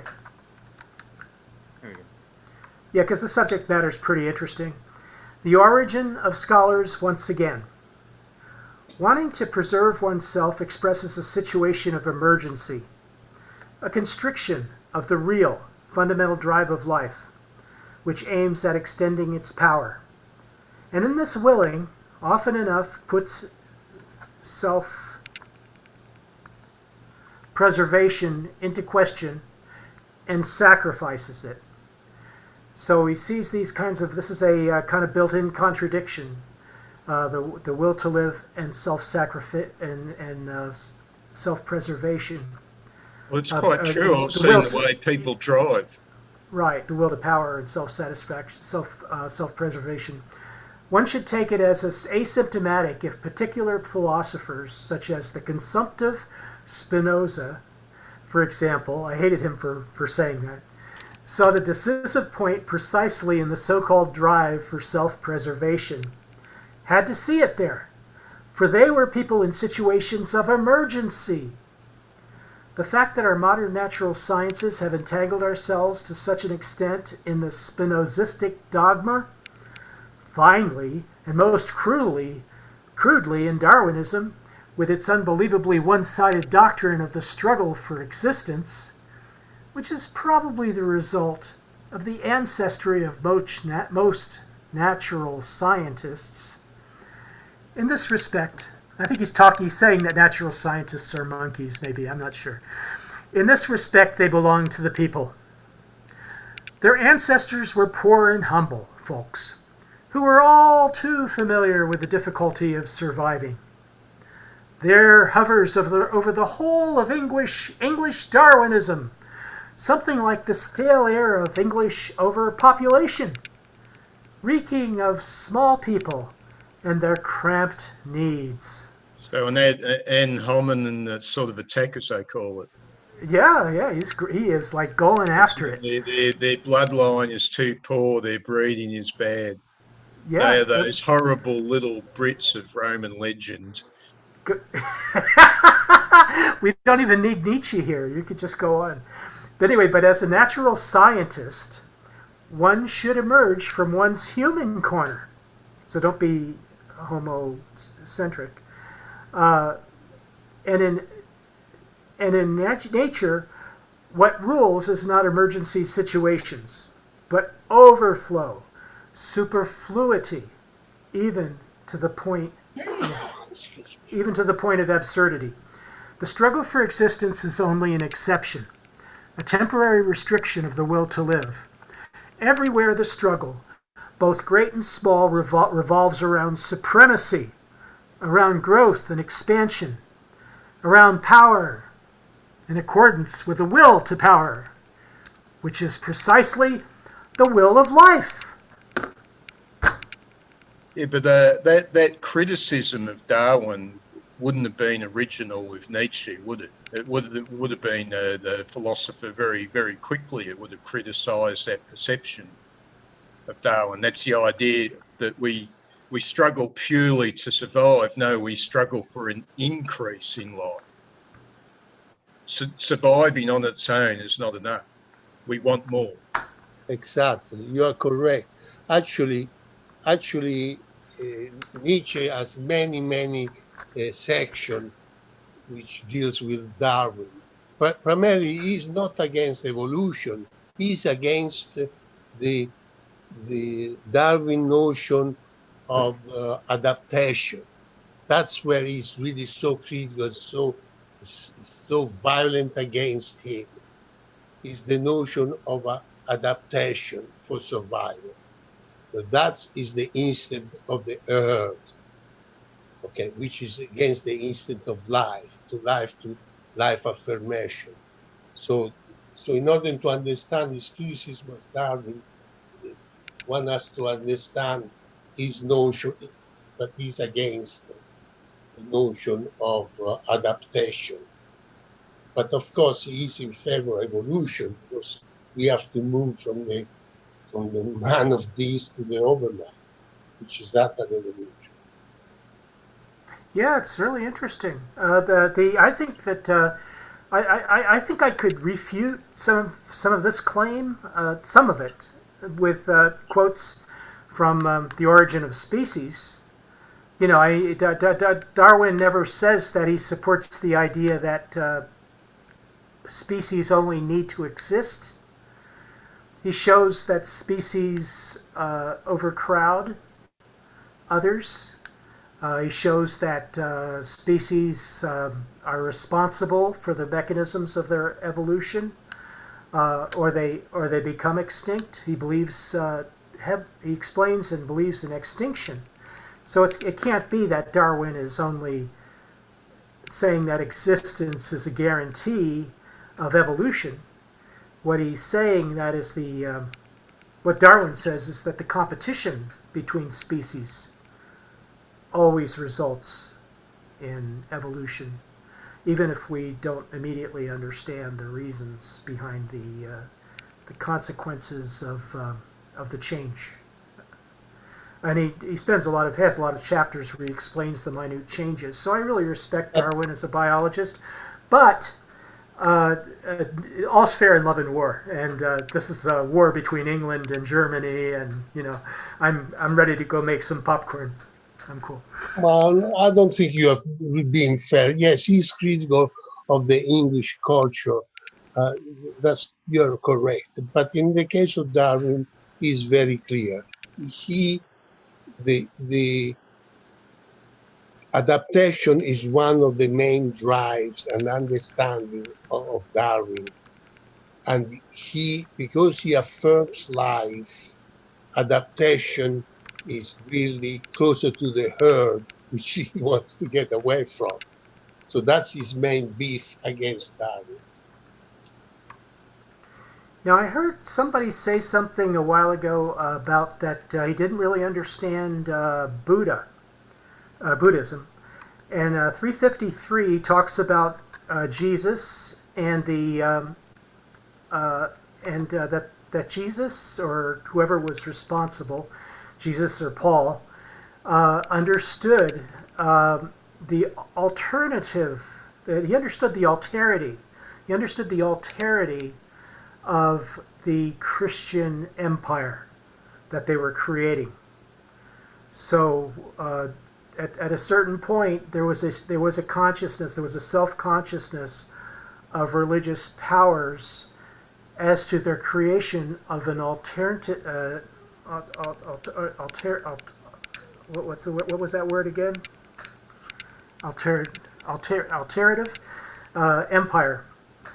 And he also talks about Buddha and how Buddha understood the inertia in society and how it functioned, and designed a faith of avoiding worldly trouble. And but in both cases, they were choosing a way of life for their followers, a new discipline of the will, or they were rather choosing a discipline of the will which already existed. So that's another kind of really interesting one. So again, there in the case of Buddha, again is one of the big signposts to understand Nietzsche. Nietzsche affirms life. For him, the emotions are powerful drives, which they have, as we saw in the building of your own character, of building your own style, they have to be spiritualized, they have to be modified, but he's not against emotions, he's not against desires. They are power force, part of the will to life. The problem is that they cannot be left raw as they are. So in the case against Buddha, Buddha actually negates life. That's where his problem is, Nietzsche has with the Buddha Buddhism. I was just wondering about the will to power, in relation to Warner Brothers cartoons called Much Ado About Nothing. It's a story of a little squirrel that gets in a fruit shop. And he finds the smallest type of nut, say peanuts. And then he suddenly realises there are bigger nuts, Brazil nuts, and he works his way. Finally gets, oh, glory, the coconut, although he has trouble trying to open the coconut. So, and that's a story of tragedy. David still there? Or is he hiding? He's hiding David, now. yes. There he is. He has a Adavar up. Do you remember the cartoon at all? Perhaps not.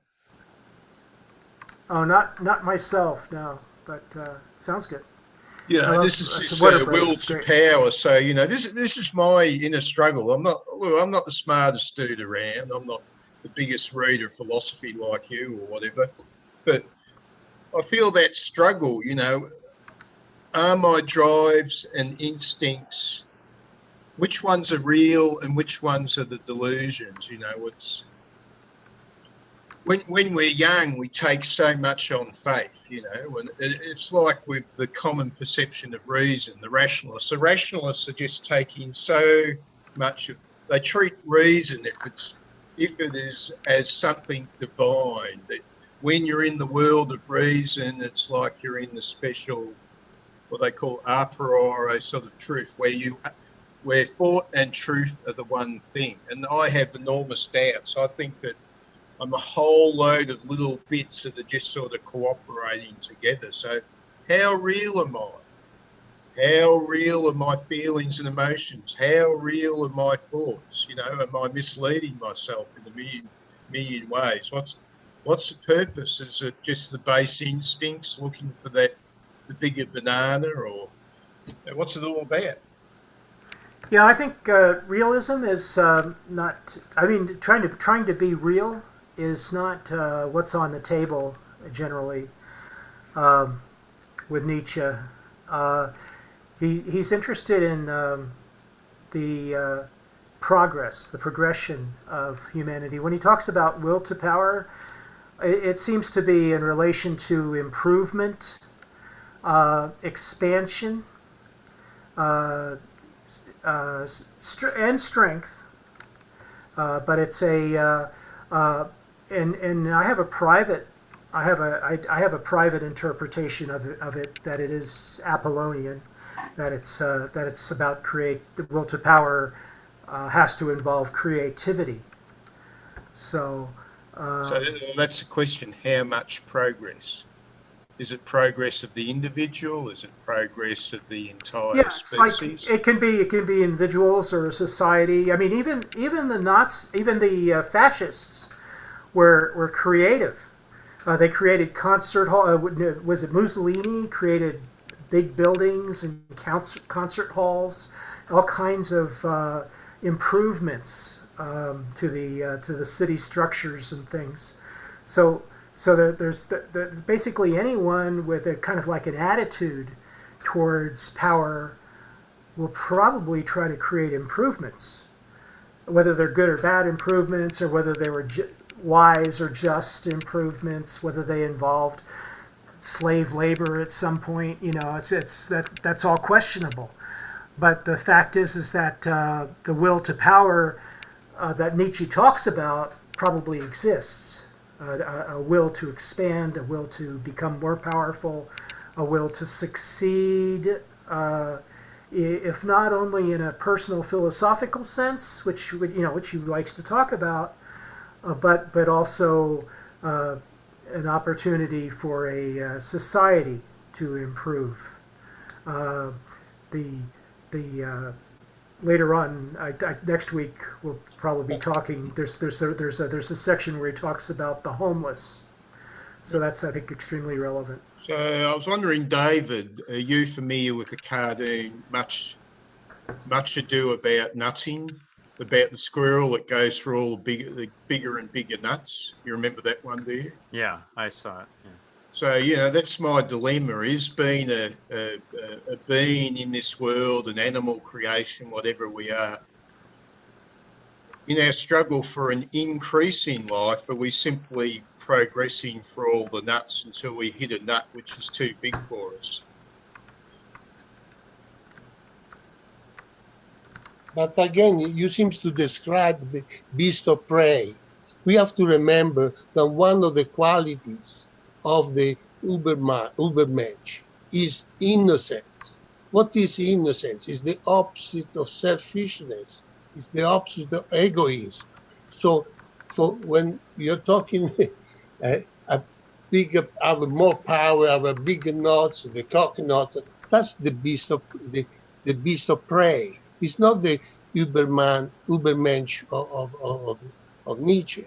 The Übermensch is the man who has left egoism behind on the existing shore and has moved to new shores where there is no longer egoism.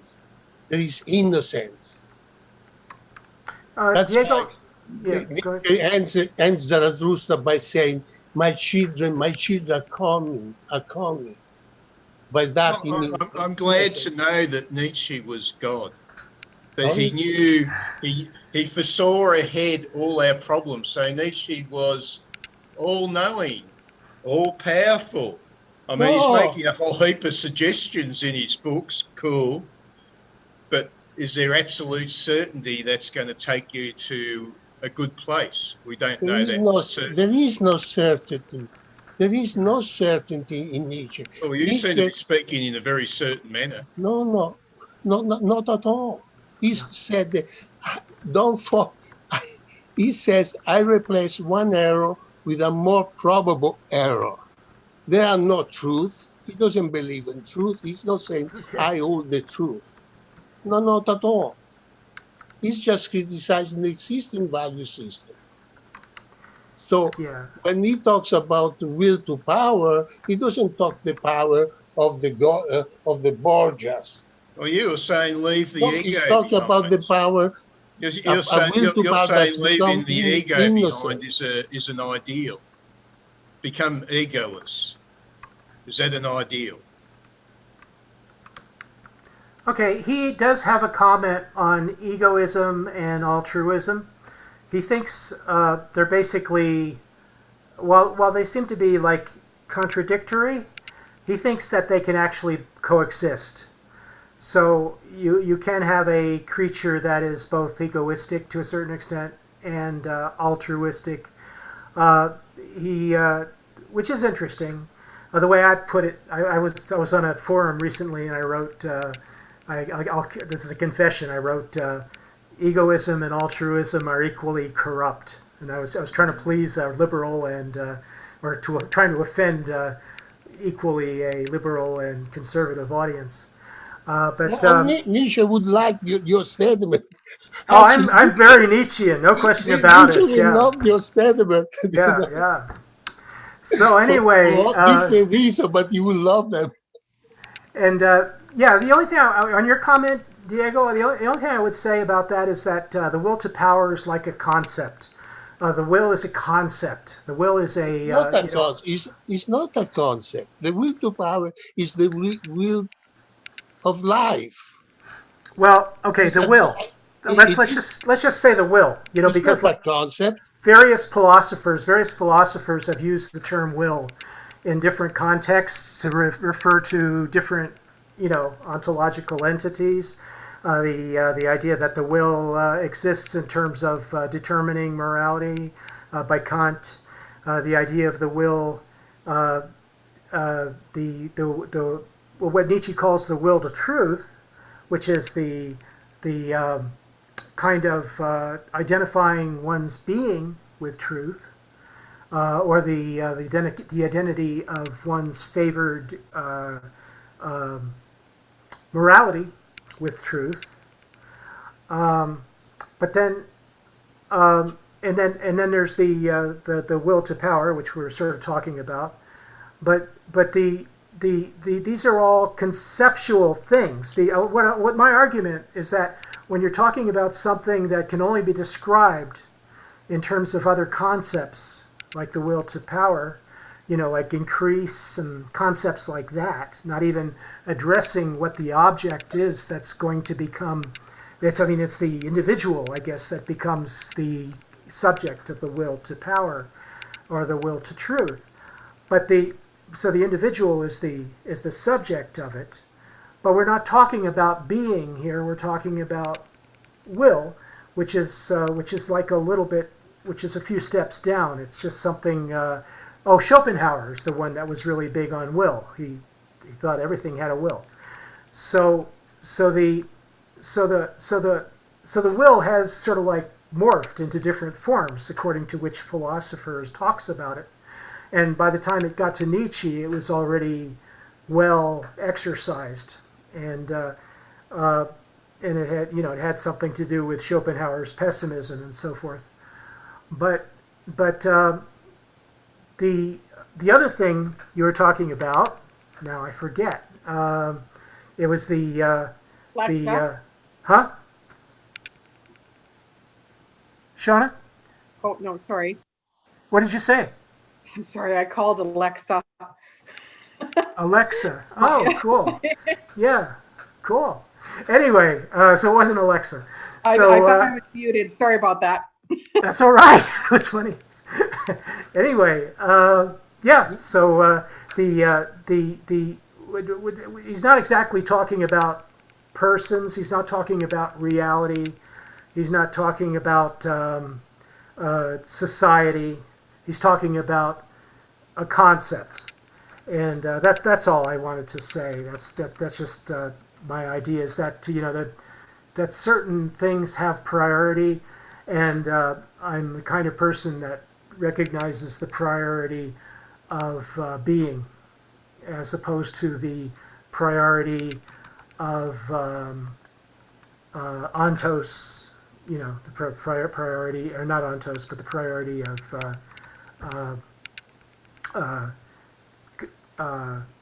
concepts. What Kant clearly would have called a concept, and what Schopenhauer would have called a concept or idea. So You read the section, the 344, about the will to truth, right? But all that section is against the will to truth. He doesn't believe in the will to truth, because if you read at the very, very beginning, he says to have the modesty of hypotheses. So for him, as an experimenter, there is no will to truth. The will to truth, actually, those two things. One, you lie to yourself, or you lie to other people. Either you deceive yourself or you deceive the other people. So he's against the will to truth. He's talking about hypotheses. right. That's the language. Which may be right or may be wrong. And as Right. I said before, he presents an hypothesis which is more credible than the existing one. Exactly. Yeah. Yeah. He says a hypothesis, a provisional experimental standpoint, Those are the critical words. Yes. a regulative fiction. May they be allowed entry in the realm of knowledge, and even a certain value within this realm, with the restriction, nevertheless, that they must remain under police surveillance, under the police force of mistrust. Okay. Thank you, Diego. Yeah. Okay, so where was I? I was just on the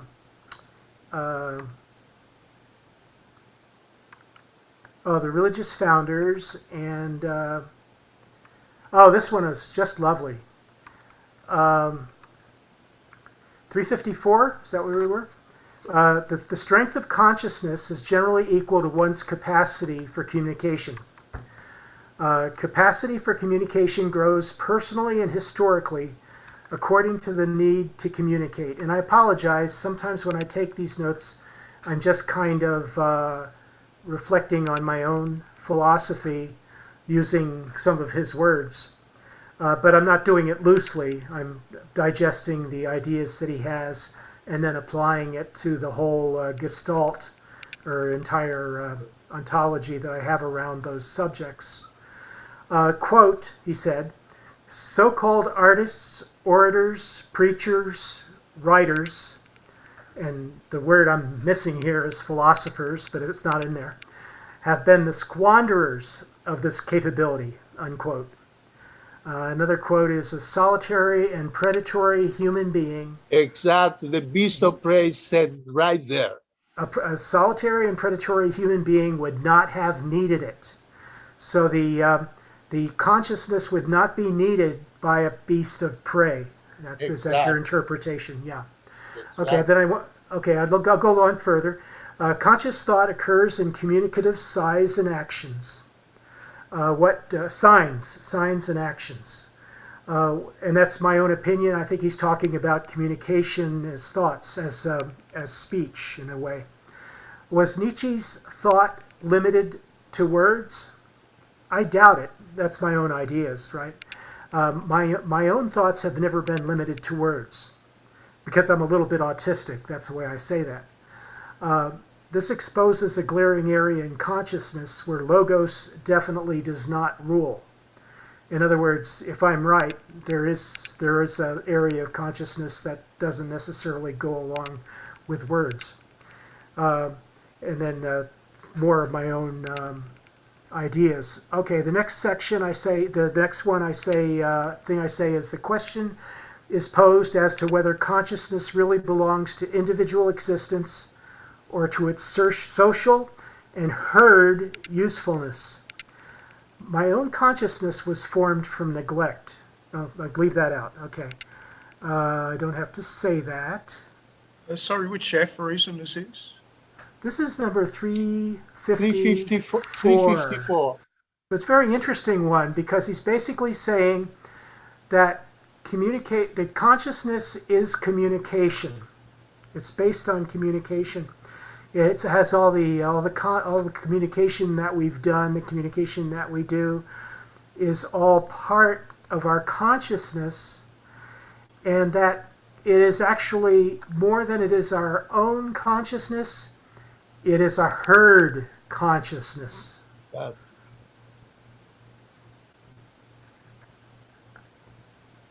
And it is very long. So I could read it if we want to read it. I can read it. I don't mind. Let's put it up. Okay. Hold on. There we go.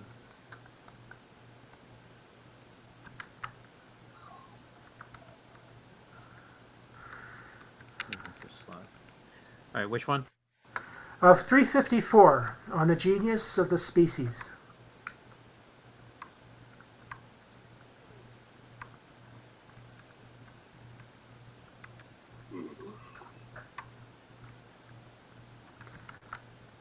The problem of consciousness, or more correctly, the problem of becoming conscious, first confronts us when we begin to comprehend to what extent we could dispense with it. And physiology and the history of animals are now bringing us to this beginning of comprehension.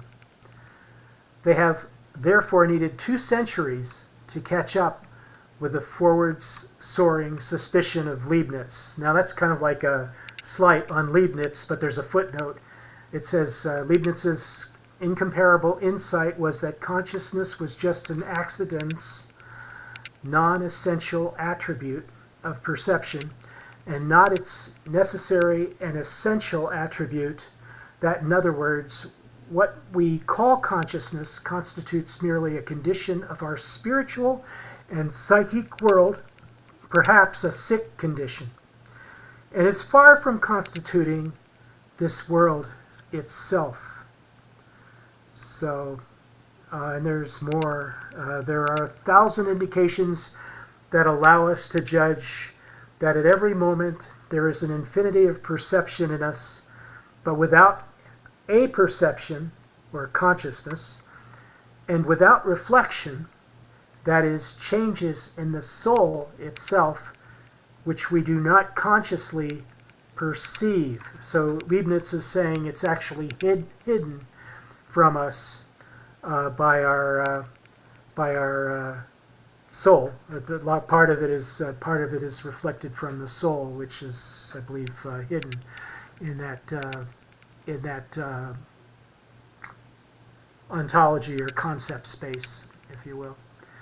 Okay, so or phenomenology. Let's call it phenomenology. So that's great. So continuing with Nietzsche, for we could think, feel, will, remember. We could likewise act in every sense of the word, and nevertheless, none of this would have to, quote, enter into our consciousness, as one says figuratively. All of life would be possible without seeing itself, as it were, in a mirror. And in fact, even in us now, by far the greatest part of this life still plays itself out without this mirroring. Yes, even our thinking, feeling, willing life, as offensive as this may sound to an older philosopher. What is consciousness for in the first place, if on the whole it is superfluous? So he believes a lot of things are excluded from consciousness that actually happen. So that's interesting, because I don't necessarily agree with that. I'll go on with the reading. Now, if you want to hear my answer to this question, and perhaps extravagant supposition it involves, Here this is one of the big potholes. It seems to me that the subtlety and strength of consciousness are always related for the capacity for communication of a human being or an animal, and the capacity for communication, in turn, is related to the need for communication. This is not to be understood as if the particular individual who is master of communicating his needs and making them understandable must always be most dependent on others for his needs. However, in regards to entire races and chains of generations, it does seem to me to be the case that whatever need, necessity, has long forced people to communicate, to understand each other promptly and accurately, there is finally an oversupply of this strength and art of communication, a capability, as it were, that has gradually built itself up and now is waiting for an heir to spend and squander it. So-called, this is a parenthetical expression, so-called artists are these heirs, and are the orators, preachers, writers, all of them human beings who have come at the end of a long chain, quote, late born, unquote. In every case, in the best sense of the term, as I have said, squanderers according to their essence, close parentheses. Provided that this observation is correct, I may go on to the supposition that consciousness in general has developed only under the pressure for the need for communication. That from the start, it was necessary, it was useful, only between one human being and another, parentheses, especially between those commanding and those obeying, close of parentheses. And furthermore, that it has developed only in relation to the degree of this usefulness. Consciousness is really just a connecting network between one human being and another. Only as such a network has it had to develop. A solitary and predatory human being would not have needed it. The very fact that our actions, thoughts, feelings, motions, or at least part of them, enter our consciousness is the consequence of a, quote, must, unquote, that held sway for a terribly long time over human beings. As the most endangered animals, they needed help and protection. They needed their fellow humans. They had to express their necessities, to know how to make themselves understood. And for all this, they first required consciousness. That is, knowing what they themselves lacked. Knowing how they felt. Knowing what they thought. For, once again, human beings, like every living creature, are thinking constantly but do not know it. The thinking that becomes conscious is only the smartest part of thought. The smallest. Thinking is only the smallest part of thought. And we say it is the most... He's talking about the self-conscious. Right. Yeah, the thinking that becomes conscious. Right. Okay. It's only the smallest part of thought. And we say it is the most superficial, the worst part. For all this conscious thought occurs in words. That is, in communicative signs. And here the origin of consciousness reveals itself. Briefly put, the development of language and the development of consciousness, not reason, but merely reasons becoming conscious, rather, goes hand in hand. Add to this that language is not the only thing that serves as a bridge between one human being and another, but so do looks, squeezes, gestures. Our own becoming conscious of our sense impressions, the capacity to fix them and, as it were, to put them outside ourselves, increased to the degree that the necessity of conveying them to others by signs grew. Human beings who invent signs are also human beings who are becoming more and more sharply conscious of themselves. Only as social animals did human beings learn to become conscious of themselves. They are still doing so. They are doing so more and more. My thought is, as you see, that consciousness does not really belong to the individual existence of human beings, but rather to the social and herd nature in them. That as a consequence, consciousness is subtly developed only in regards to social and herd usefulness, and that consequently in each of us, despite the best will to understand oneself as individually as possible, quote, to know oneself, unquote, will always just bring to one's consciousness precisely what is not individual in one, what is average, that our very thinking constantly follows majority rule, so to speak, and is retranslated into the perspective of the herd due to the character of consciousness, due to the genius of the species that rules in it. All of our actions are at bottom incomparably personal,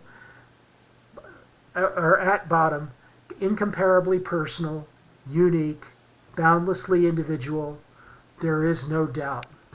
But as soon as we translate them into consciousness, they no longer seem to be so. This is genuine phenomenalism and perspectivism as I understand it. He's telling you the truth about what he thinks.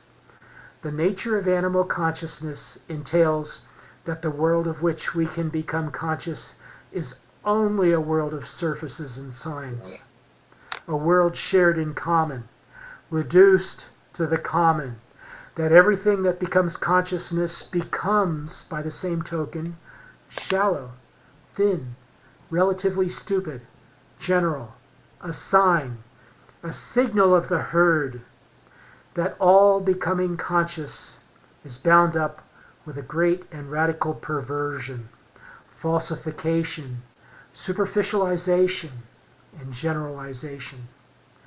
Growing consciousness is finally a danger, and whoever lives among the most conscious European knows that it is even a sickness. As you can guess, it is not the opposition of subject and object that concerns me here.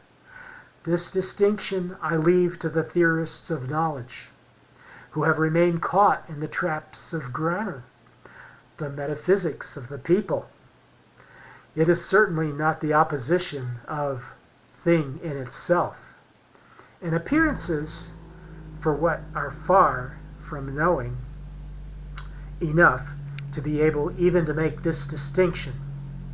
Yeah, thing in itself and appearances, which we are far from knowing enough to be able to make this distinction. For we do not even have any organ at all for knowing.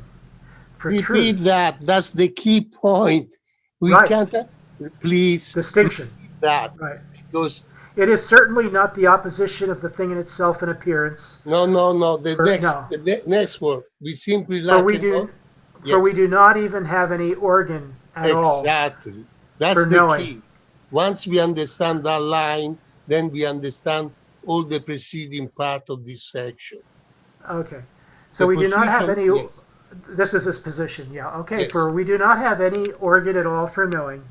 For truth, Exactly. we know, or believe, or imagine exactly as much as may be useful in the interest of the human herd, the species, and even what is here called usefulness is in the end just another belief, a product of the imagination, and perhaps is precisely that most dangerous stupidity that will someday ruin us.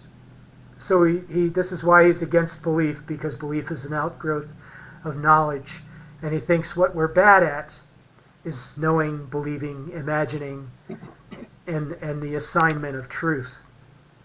So this is a radical position. It's But extremely radical in the history of philosophy.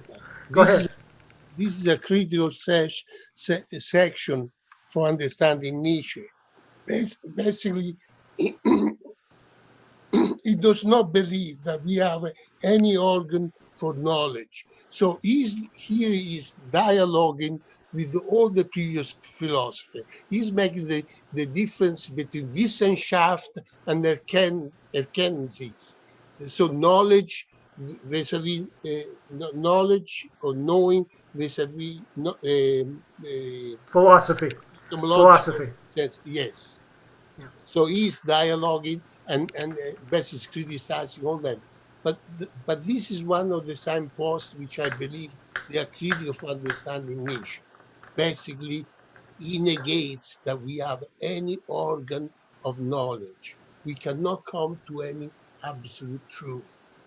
They are only hypotheses, like we saw before in the previous section.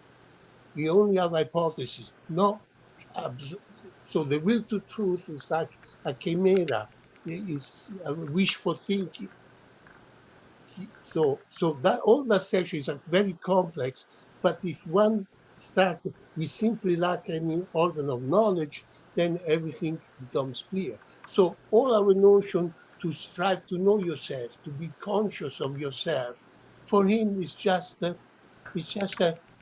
utilitarian concept which is very good for the herd, for the average person, so that you and me, we can communicate and we can live in a kind of harmony with some understanding. But it negates that we have done power to achieve that kind of consciousness and knowledge. So this is a big signpost for understanding Nietzsche. I tend to take a lot of these things with a grain of salt, so you have to excuse me for that. The next one is. If you want, I can read you the German. Then you realize how strongly he says that word. 355. It's kind of long for reading it in German. Yeah. Okay, so 356. Okay. Is that the right one? No, 355. Oh, yeah, you were saying 355. That's the next one. So the concept of knowledge. The origin of our concept of knowledge is the next one. Yeah, perhaps I didn't understand this correctly also. I mean, like I said, I take my own I'm kind of Hegelian, and so I do have a kind of like because of some battles I've had, I had to read Kant. So what I have for the 355 is what is familiar is known. The strange is reinterpreted through the familiar, and the fear of returning to a state of confusion, and there is a fear of returning to a state of error through the unfamiliar. So I can go ahead and read that because it's kind of it's more or less it includes attack on idealism. Once again, I'll just take a vote. Do you want to read that, or does somebody else have another idea? Yeah, go ahead. Okay.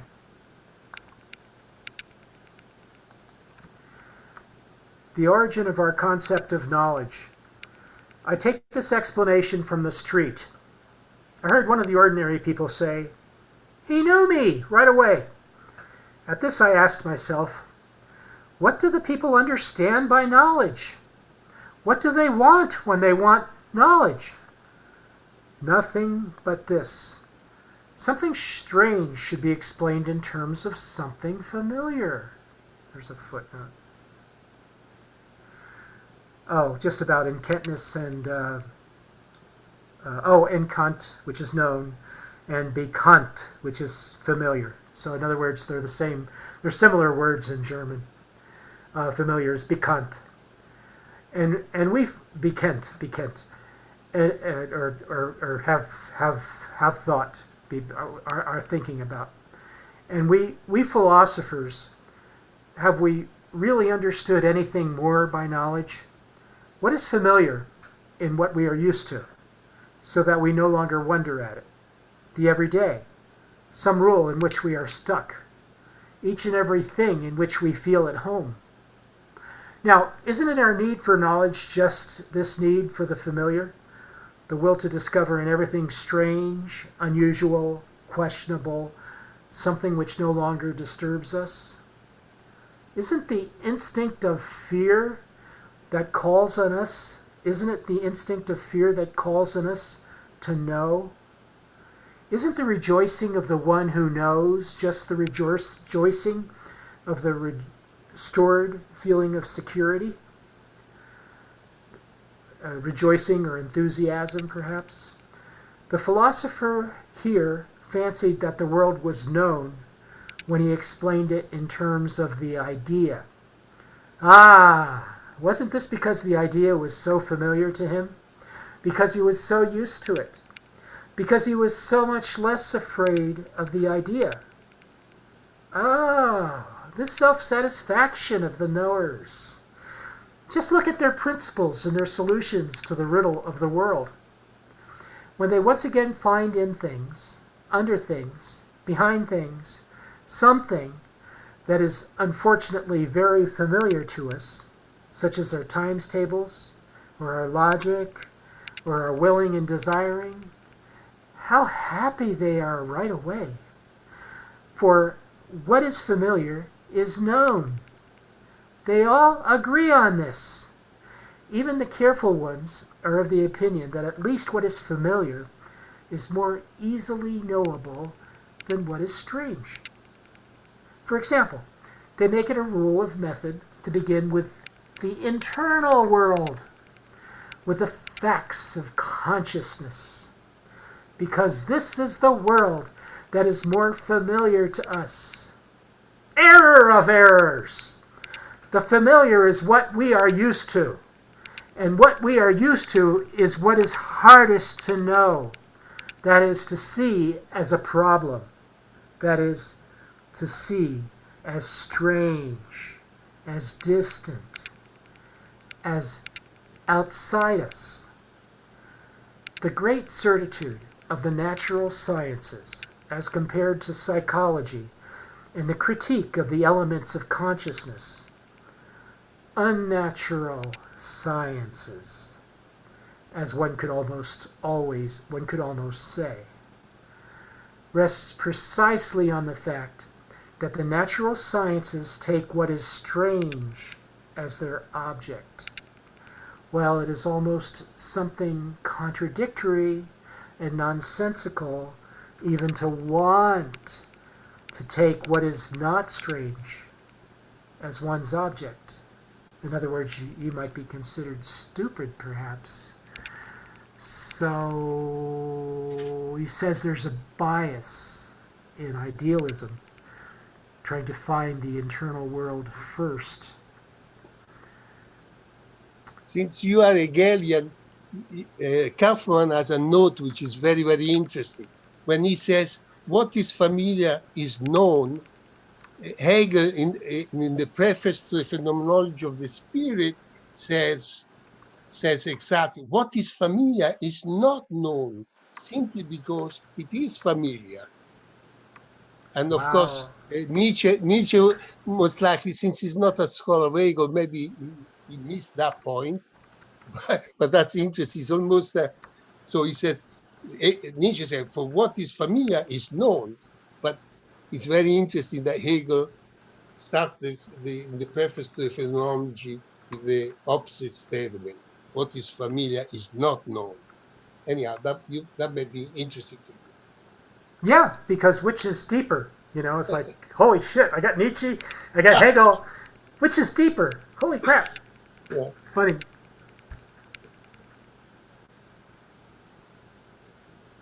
So, but I really like that one because it's getting into the whole subject of the known versus the familiar, and facts of consciousness. Are we just sort of like our consciousness is already, in a sense, he's saying there's a bias. We're already biased. As soon as we start to talk about knowledge, we're basing our knowledge on some a bias of intellect or a presupposition, as Well, Jung would say we are always biased. Yes, indeed. Jung was critical of Nietzsche's view of the idea to aspire to being a Superman, because he felt that was absolutely beyond what human beings are capable of. It's Jung seemed to have the position that we're not the pure spirits we like to think we are. We're creations. And Nietzsche was at his ambition for the Superman was to rise above creation, which Jung believed was impossible. Well, once again, we talked about it already. Nietzsche was basically talking about the evolution of an overman, and and he was talking about those among us who are a little bit aware, who are a little bit skeptical of what we see, and in society and so forth. So he is. It's what Nietzsche meant by this or that idea is very variable. Like I think what he was saying first is that it can't be true because it's both of them are equally opinionated. That's what I would say about it. So I find somewhere in this book, you'll find things you agree with, you find things you disagree with. It's a lot of fun. And I think that was the way it was for Mr. Jung. And we don't necessarily all agree with Jung. I had to explain Jung to someone a couple weeks ago because they said something about they were asking why we confuse ideas with feelings so much, and I said, probably Carl Jung. Because he did say that feelings were ideas, and actually that idea originally came from Descartes, that we assume we imbibe our feelings, we have feelings and ideas, and they basically amount to the same kind of thing. There's not really a separation between them. We can't tell which is an idea and which is a feeling because our senses will always betray us. And in a sense, I think Nietzsche is going along with Descartes in that idea. Nietzsche is always kind of like super sensitive to the idea that the senses are playing this Cartesian game of trying to overcome our intellect. Where Descartes made the mistake of, saying that we can overcome the game by playing a trick on it, playing the trick of we play the intellect card, and that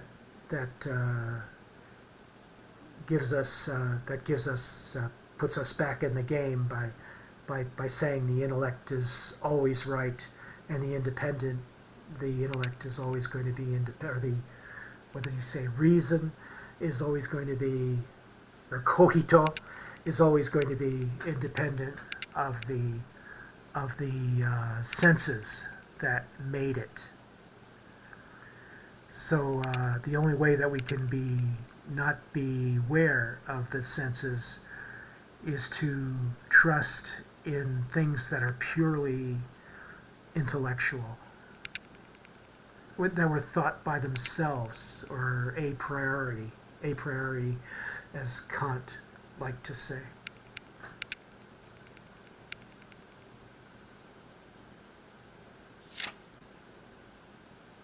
Well, what's on for next week? What are we approaching next week? We get to read to the end of Gay Science, 340, oh, right. 371. Okay.